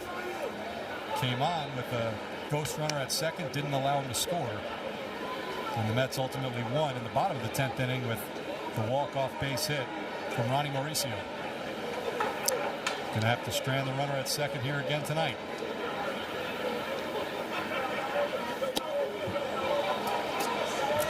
Falls behind 2-0. Nope, got to throw a strike here.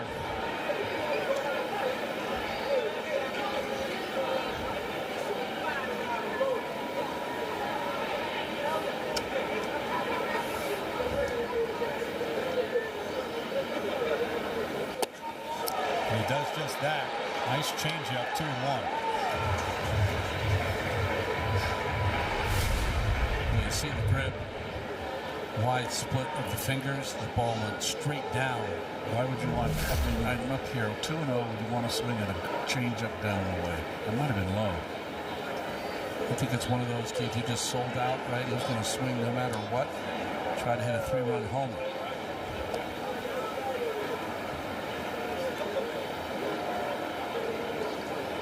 this team chases a lot.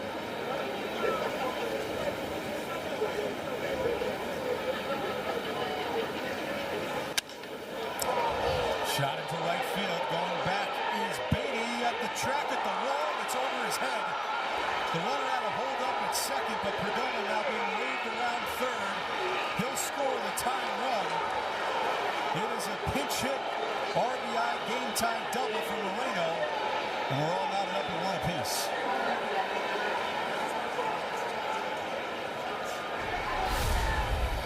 Went right with the pitch. It's a fastball or a changeup again, down and away, and he was going that way. Beatty couldn't get there.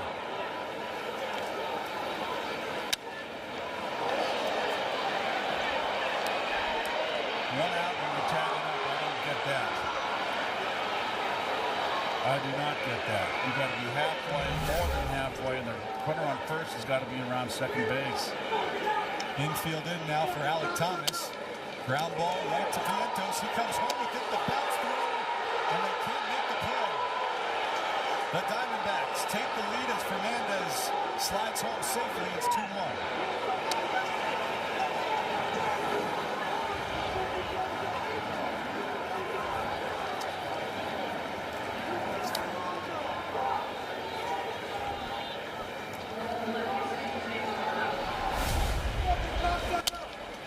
Nice play by Vientos and just buries the throw. Heck of a play by Torrens to even pick it and have any attempt at the sliding runner. I don't know if he didn't get a proper grip, but he just spiked it into the ground. I just think the telltale here about our strength up the middle defensively was taken care of in the offseason. Not the corner outfield in good positions. So the book closed now on Nolan McLean. 6 1/3, 3 hits, 2 runs, both earned, 2 walks and 8 strikeouts.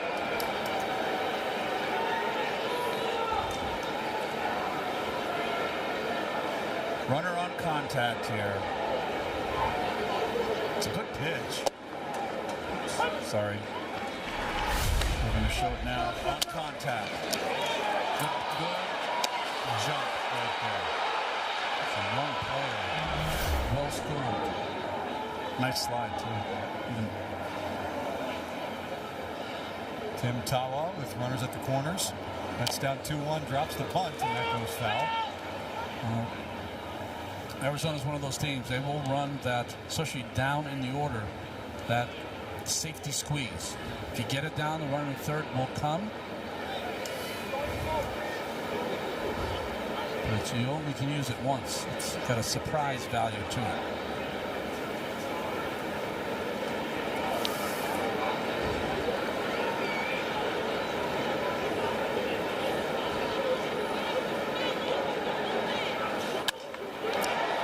Into center field.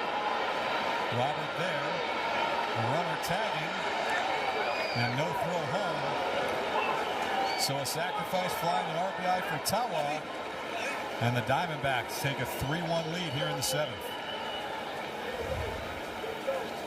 Boy, what a turnaround. What a sudden change of events. Well, the miscue by the Mets is what is going to be talked about defensively. But they worked a leadoff walk by Perdomo. They get a pinch hit double from Moreno. They get a sac fly from Tawa. Well manufactured innings by Arizona. At the fielder's choice and RBI from Thomas after Fernandez went on contact. The RBI double to right field was a tough play for Beatty. Very tough play.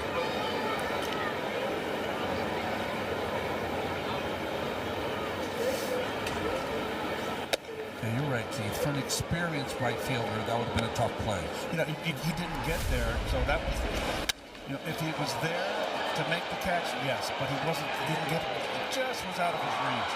Kept fading away from him.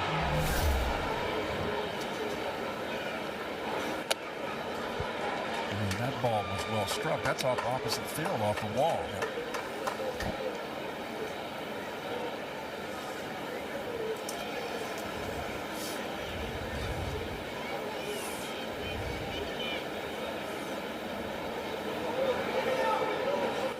Barossa scorches that one down the right field line. That'll be extra bases. Being waved around third is Thomas. He'll score. And the Diamondbacks with 4 runs in the 7th. Barossa, an RBI triple. Boy, they have just exploded.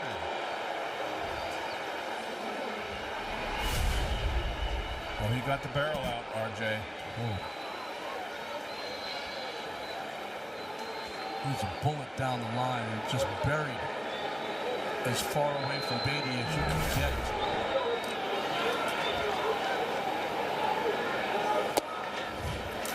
This is a team that hits a lot of triples, especially with Corbin Carroll. He's not in the lineup.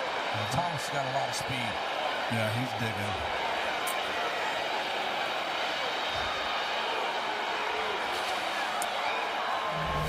Bottom of the order, making things happen for the Diamondbacks in this inning. And now we head to the top of the order with Ketel Marte. It's 0-2.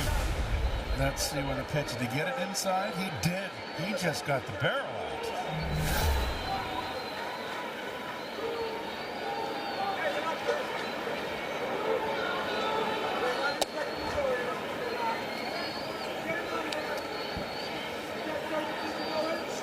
Nolan McLean, who was so good tonight, he'll end up right now potentially on the losing end.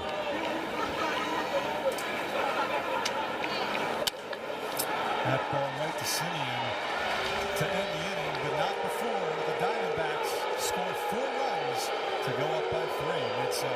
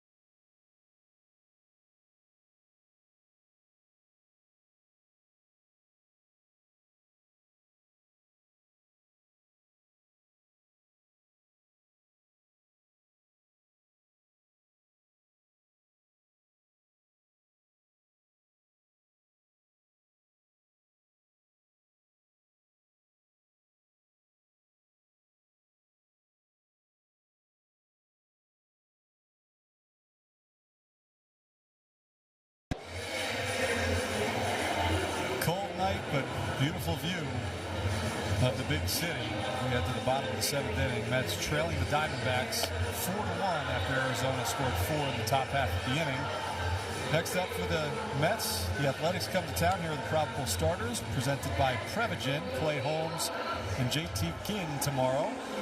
Game on picks, and then it's back-to-back on SNY, Kodai Senga and Fred Peralta against Jacob Lopez and Aaron Savali. Well, Taylor Clark, who pitched in yesterday's game, threw 16 pitches, to close out yesterday afternoon's game, or 19, I don't know how you figured that, 4:10 start. He's back out there today. Surprised he's brought him in again. Right?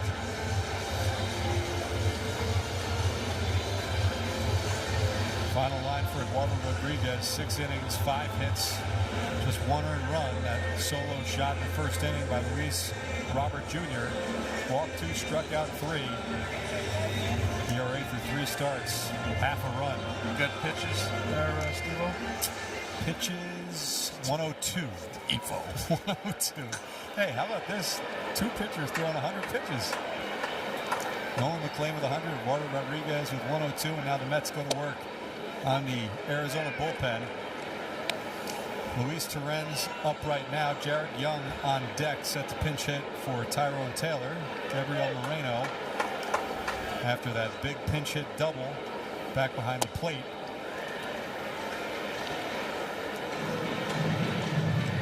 Well, the Mets got 3 more cracks.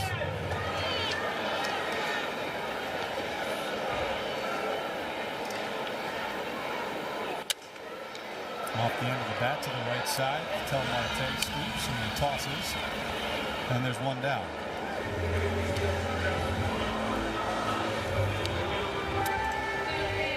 Jared Young. So a nice start to the season for the Mets. 5 to 13. He'll be on the pinch hit for Tyrone Taylor. The Mets pinch hitters overall have been really good. 4 for 9. Well, they also have 7 RBIs. They had 9 by their pitch hitters all last season. 7 RBIs by pinch hitters, a major league high.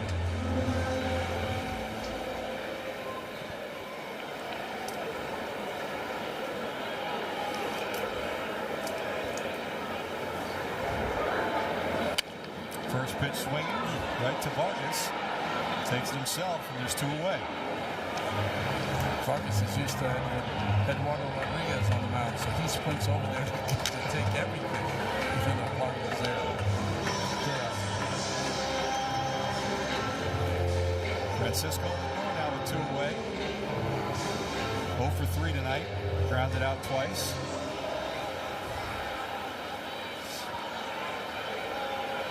Luis Garcia up in the pen for the Mets.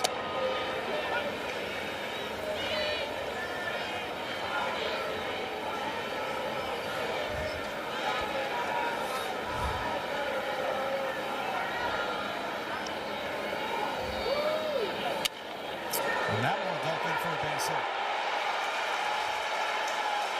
So Francisco Lindor gets the Mets a base runner with 2 outs here in the 7th.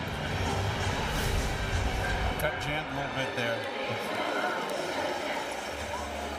You rarely see a hand come off the bat with Lindor, but it had to because it jammed him. But he fought it off for a base hit. Bo Bichette, the next man up, on base twice tonight. Singled in the 3rd, walked in the 5th.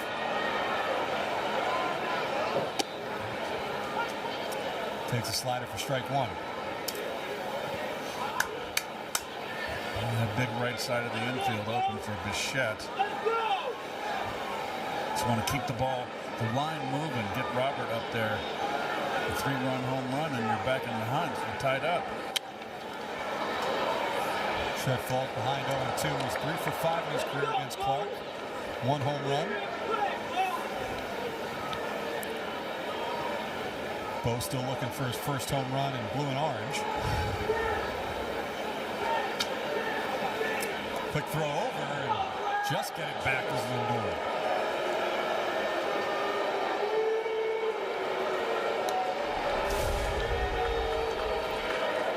Vargas had to kind of half dive for that ball. That was got it on there quick. That was close.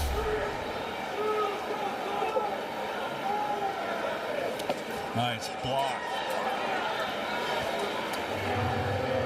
Yeah, Moreno in that game now after that big pitch and double. Now catching. Big league block right here.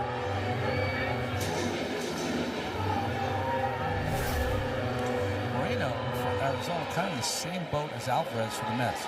Both organizations waiting for these 2 kids to become superstars. Off the end of the bat, slow roll to Marte. He tosses to first, and that retires the side. Mets strand 1. They're down 3. That swordfish, 1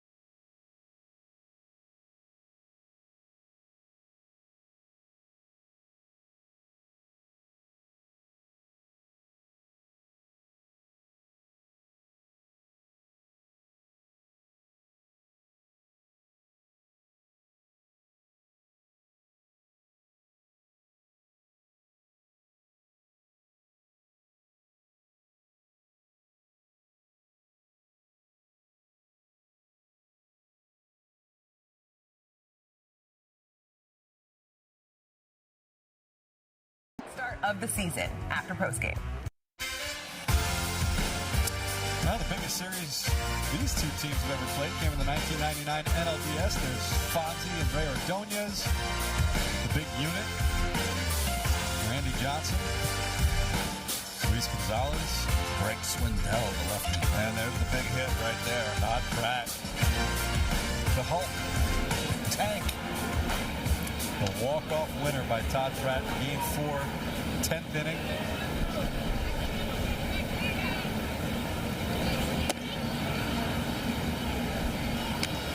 I'll never forget what he did to the Grand Slam single when they won the game. He wouldn't allow the third baseman, Ventura. I'll remember that. Vargas into the right field corner, and that'll be another extra base hit for the Diamondbacks. Boy, all of a sudden, like they just woke up. 8th extra base hit in the last 2 games for Arizona. I mean, you hit a walk-off Grand Slam in a playoff game, and you can't just Cadillac around the bases. I mean, I would be so mad at him.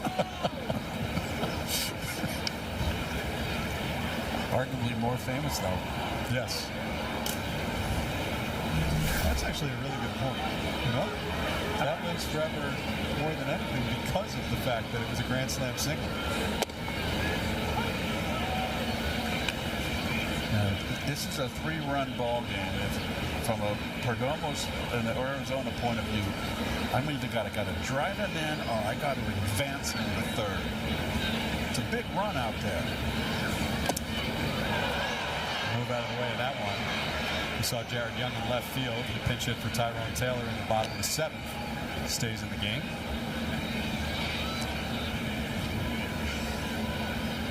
Do they not see batting gloves? Good. I like Perdomo. All of a sudden, hey, I'm a big fan.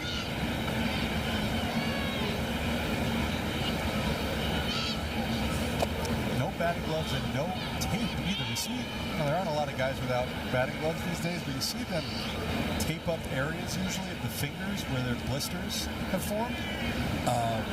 Hopefully you don't have blisters. Luis Guillorme, remember, he used to have a lot of tape on those fingers.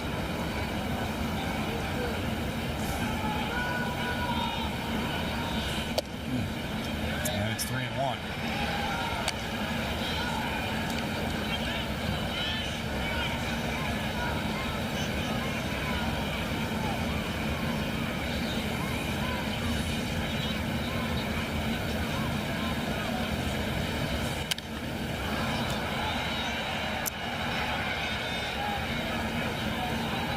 Perdomo, he walked to lead off that 7th inning rally, scored the first run.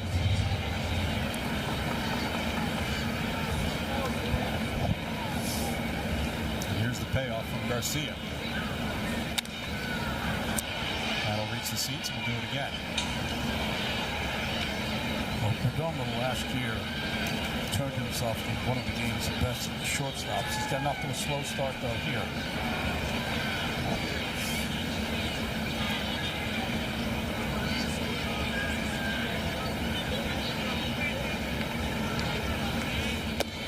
And he walks for the 2nd straight inning.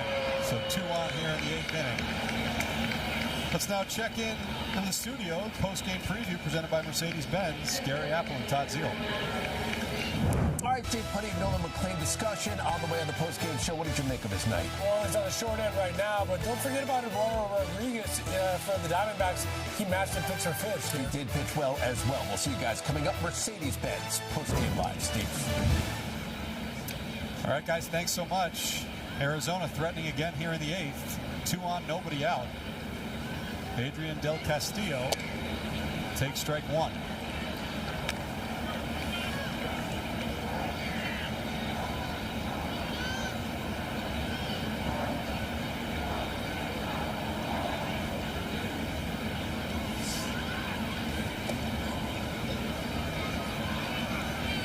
Del Castillo 0 for 3 tonight.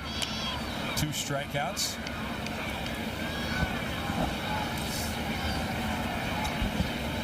The 8th and final strikeout victim of the night for Nolan McLean.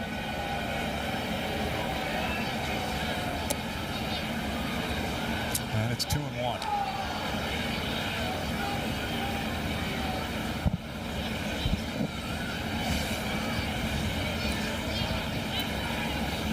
Castillo out of the University of Miami, drafted in 2021, one of the Diamondbacks' top prospects going into last season.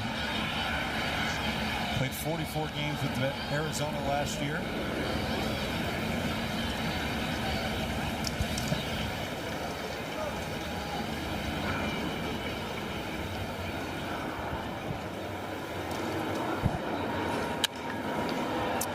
Into left field, going back is Young. That's over his head, and that'll score more. Being held up at third is Perdomo, but Vargas crosses home plate. It's an RBI double for Adrian Del Castillo, and it's 5-1 Arizona. Jeez. Goes with the pitch.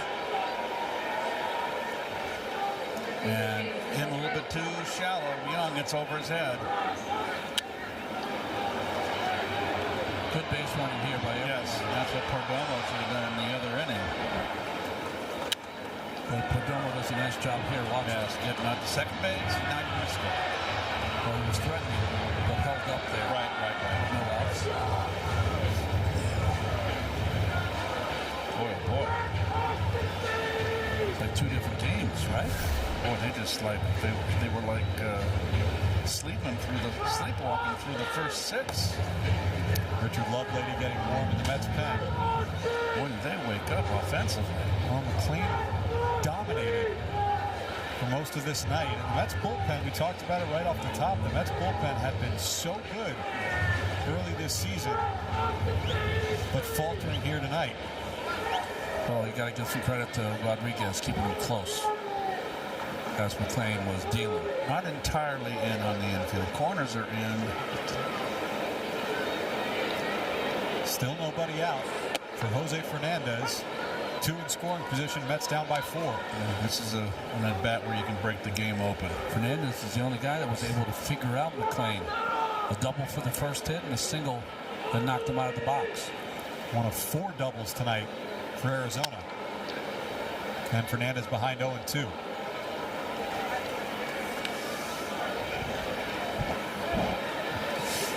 Those are really good numbers, but he pitched better than that. Yes. Right? Yes. And he's pitcher of record. This game isn't fair sometimes.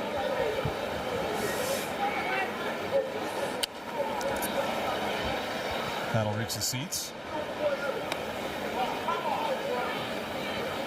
Fernandez 2 for 3. Scored the go-ahead run in the 7th.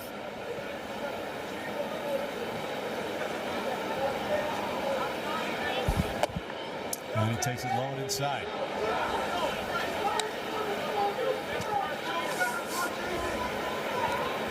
Seven hits tonight for Arizona. 5 of them extra bases, 4 doubles and a triple.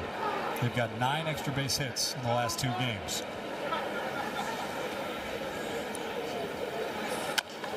That's a soft ground ball. On contact goes the runner. He'll score. Bichette goes to first for out number 1. But another one across for Arizona as Perdomo makes it 6-1. Right play by Bichette. Very right play. He looked home. He had no chance. Well, this is the best start he's had in this young season. He really kicked it off by concentrating on establishing that fastball early, and then after that, anything he wanted to throw, he was throwing for a strike. Strikeouts looking, curveballs, bending. Just a fabulous night for McLean, but let down by maybe the defense and the relief. I have a question. Why is Del Castillo still on second base, not advancing on that ground ball? I mean, there's no answer. You want to help me out? It's rhetorical, right? There's no answer. I wish you could have seen Keith's face just now. Can you give us a replay? As perplexed as you were when you just realized. Ground ball, runner. You were befuddled. I mean, I already had him on the scorecard at third, and I look up, he's on second base. Moreno into the left center field gap. That one is one hop off the wall. Another extra base hit, and another run scored. Wow. Gabriel Moreno, the RBI double, and it's 7-1. Boy, this might be the game that gets Arizona going. And they're doing this without their best hitter. Well, Keith Castillo made it to third.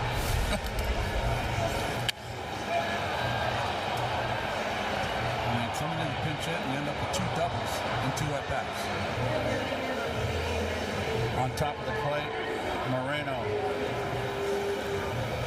He's had a nice series.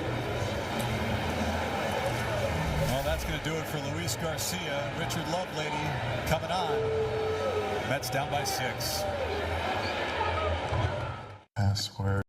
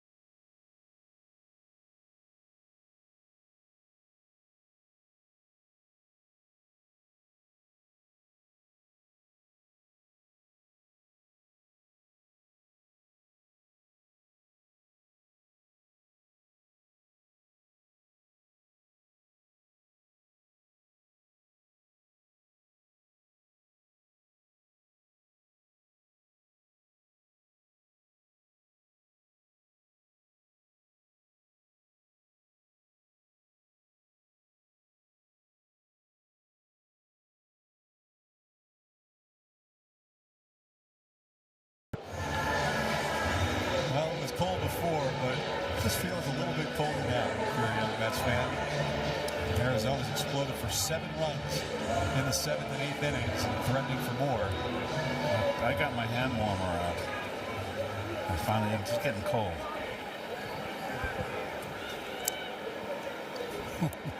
Hey, you take whatever blanket's going to work. That covers you both. And it feels like Halloween right now. Right. I like how the fans, they stick around. I like the ones that stay. 5th appearance for Richard Lovelady this season. Last time out, April 3rd in San Francisco. Hard ground ball to Vientos, takes it himself and advances. And there's 2 away.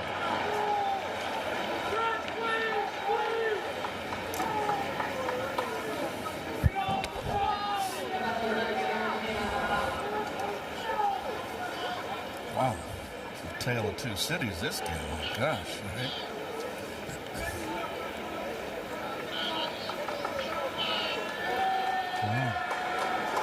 It's in graphic form right there. Just 2 hits in the first 6 innings. And everything changed in the last 2. You know, they've struggled to score runs, so this will be the one night the hitting coaches are going to be, for Arizona, will be happy. They're doing this without their all-star outfielder, Corbin Carroll. He's had 3 hits yesterday, I believe, right? 3 hits, all extra bases. We mentioned the extra base hits that the Diamondbacks have had the last 2 days. Bulk of that yesterday coming from Corbin Carroll. 2 doubles and a triple, but injured himself on that triple. I mean, Carroll's only slugging .690 this year. He's got 3 triples. You know, 11 games in. He's not in tonight, the 12th game. He's got 3 trips. Yeah, he routinely gets double-digit triples every year. It's like Jerry Garcia, Captain Trips. And Tala takes strike 3 looking. But the Diamondbacks score 3 more. They're up 7-1.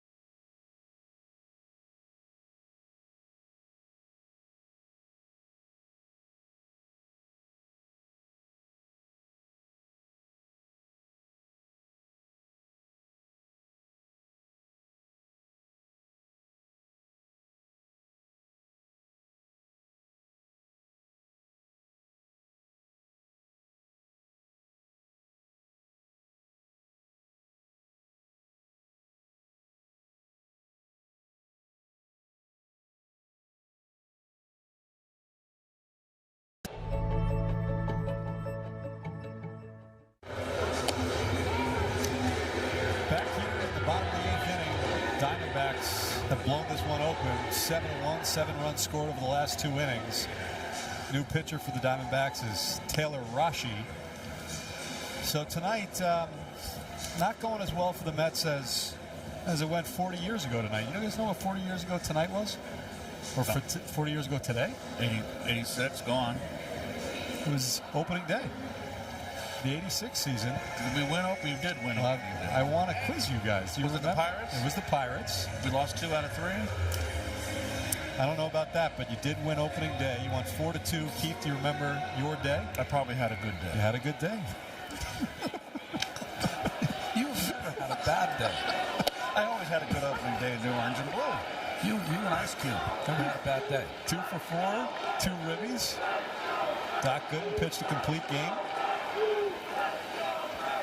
I charted a great game if Doc pitched. Oh, that's right.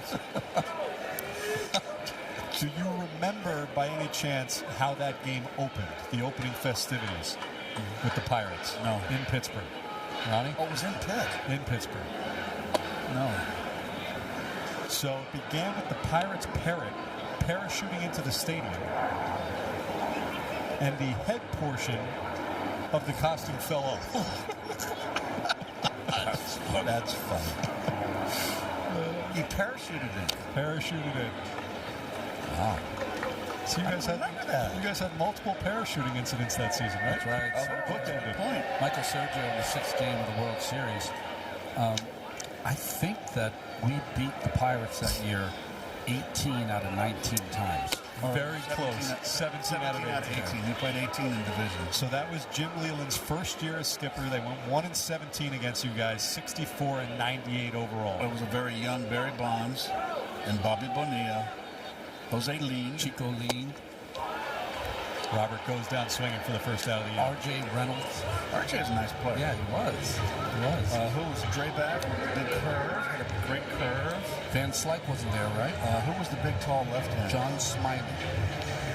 I know I hit him. He threw me the slider. He finally got wise and started pitching me in. Jose De Leon. And he got me out. Split. Splitter. Isn't that funny how I remember Rod Scurry out of the pen?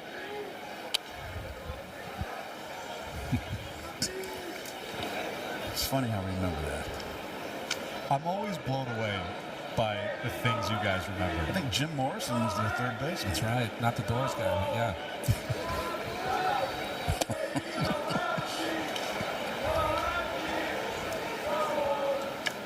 Was that the year Al got thrown out by the umpire and Al was down in the first base dugout? The camera, that was the year. That was the year.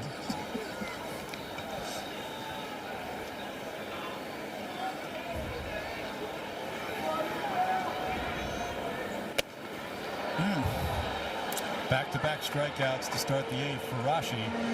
2 down. The thing about Three Rivers Stadium, which was interesting, is that, see this fastball up in the zone, no, more of a cutter here from Rashi, is that the bench was literally 15 feet from home plate. Yes. Is that right? Oh, yes. I loved it. Yeah.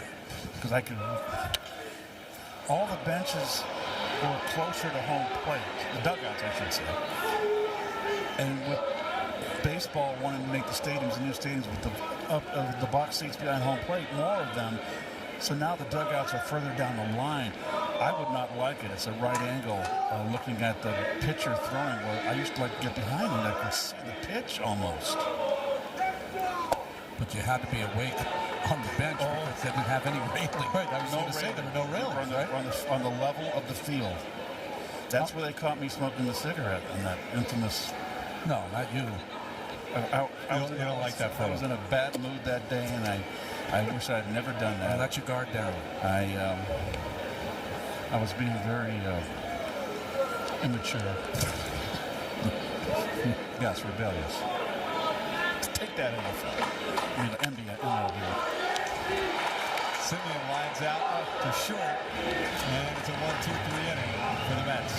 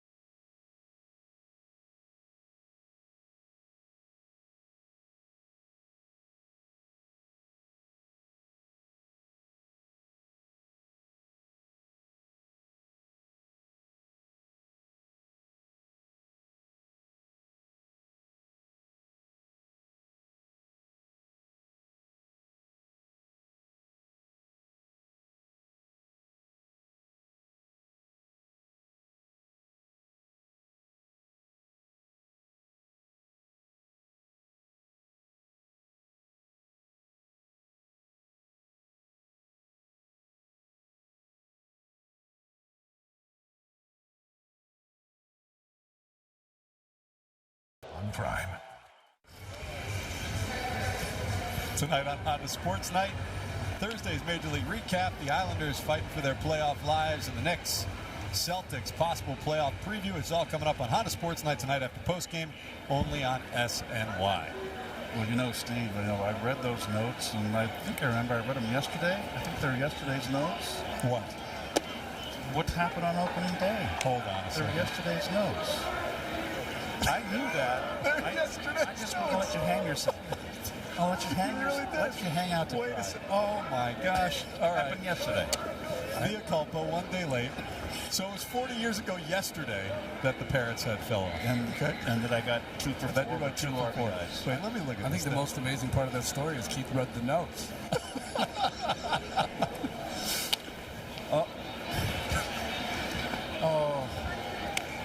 Let me see these. You know what? We're getting too silly.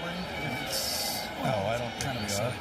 So, you know, I'm reading the notes again, and not only are you right, but it says after it tells the story about your game from 40 years ago, it says, by the way, 1969 opening day was also April 8th. So I should have read one more line. Well, the only thing you were crap about was my 2 for 4 at 2 RBIs. That's all that really matters. Perosa into center field for out number 1. All right, let's look at this schedule now, 80 years ago. Yeah, 80 years ago. So did I say 80 years ago? So did we sweep or lose again? I'll look right through it. Because we did win 7. Wait, so hold on a second. You guys, you won 2 of 3. So that was our lone loss. Wait a second. This doesn't make any sense. No, that I got right. Right now I'm looking at Baseball Reference, okay?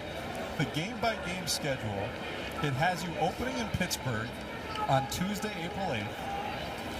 Okay? Take a look at these notes. These are the Mets. The Mets game notes says that you were rained out on this day. Yes, that would make sense. Okay, so you must have gotten rained out the next 2 days because Tuesday, April 8th, you play the Pirates, you beat them 4-2.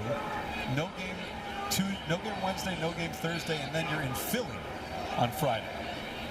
And what we do? You won.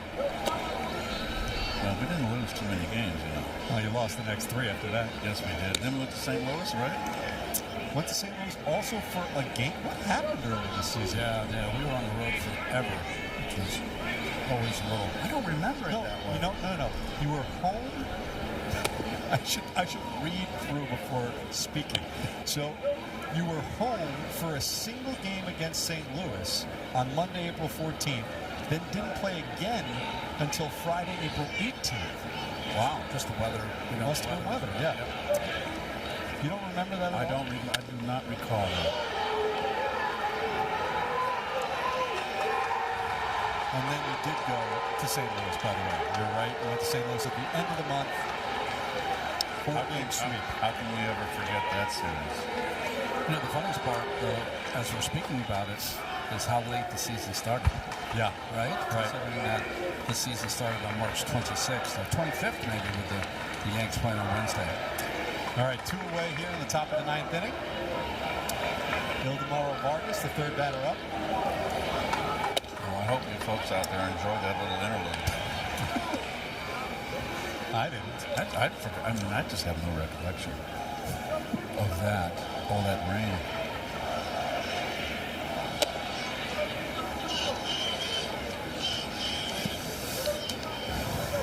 You really have a better chance of playing the games now because the fields and the way they take the amount of rain. I mean, Shea Stadium was a lake to Shea if it got any rain. Richard Lovelady gets the Diamondbacks 1-2-3. Loud cheers as we head to the bottom of the ninth. Thought they were cooling off.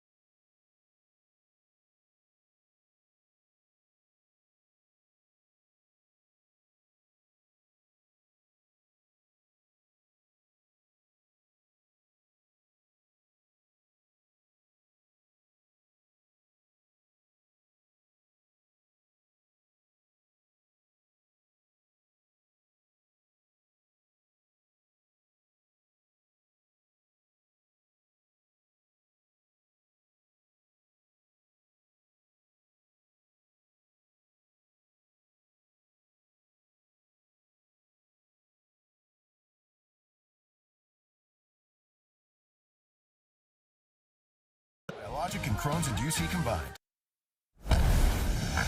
Your All-State Good Hands replay. Jorge Perosa has been a wizard out in the outfield early this series. Well, they are an athletic team. They've got a good athletic speed in the outfield, and it just showed this entire series here at Citi Field. Perosa with an RBI triple in the 7th inning today. But known mostly for that fine glove in the outfield. So last chance for the Mets. Francisco Alvarez will lead things off down by 6. If you're just joining us, Mets took a 1-0 lead on a Luis Robert Jr. home run in the bottom of the 1st inning.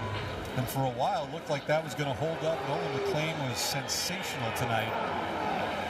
But after coming out in the 7th inning with a couple on, Luke Weaver unable to hold the Diamondbacks in check. And Luis Garcia in the 8th inning got hit pretty hard. In the blink of an eye, it was 7-1 Diamondbacks. Topped over to the left side. Nice play by Fernandez for out number 1. Fernandez is a good-looking player. Yes, he is. He needs to be at third base. Yeah. But they put him over at first base, game 2 of this series. And he's not a first baseman. He's a third baseman. He's very athletic.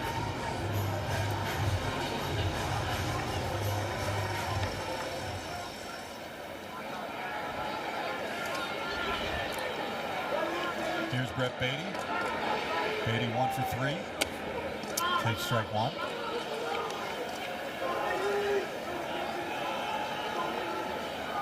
Beatty singled in the 2nd.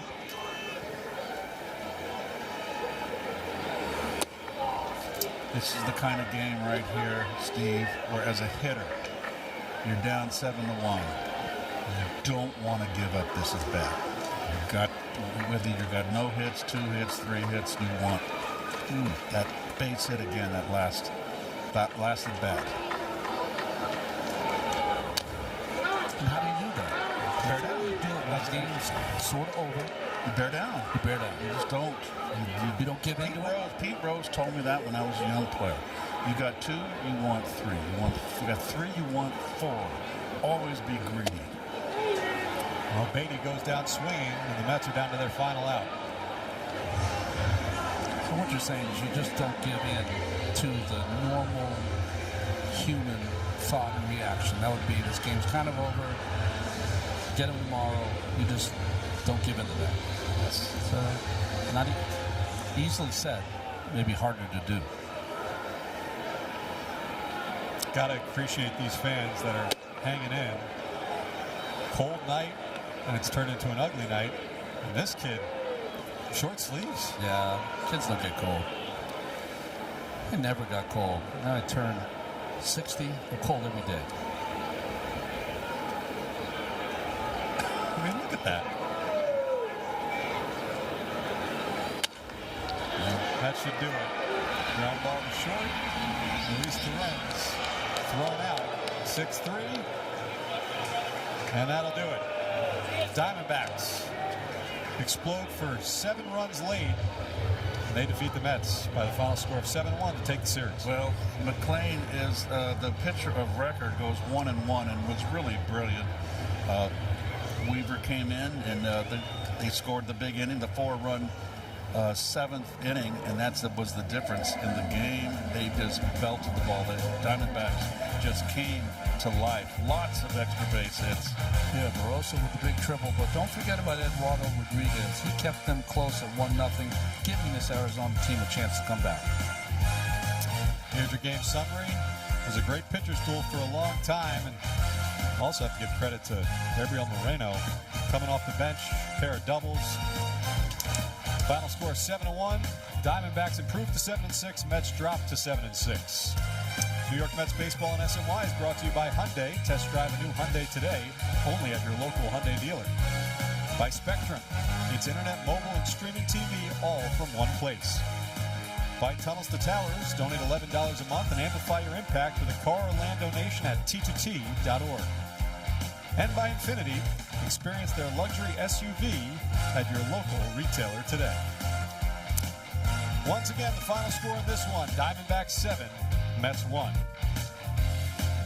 Our next telecast will be on Picks tomorrow as the Athletics come to town. Clay Holmes will be on the mound, taking on JT Ginn. Our next SNY game will be Saturday, 4 o'clock start. Our coverage begins at 3:30 as Kodai Senga takes the mound. We're going to take a break, but coming up, Todd Zeal, Gary Apple, after this commercial break. For Keith Hernandez, Ron Darling, and our entire SNY crew, I'm Steve Gelbs. Have a great night.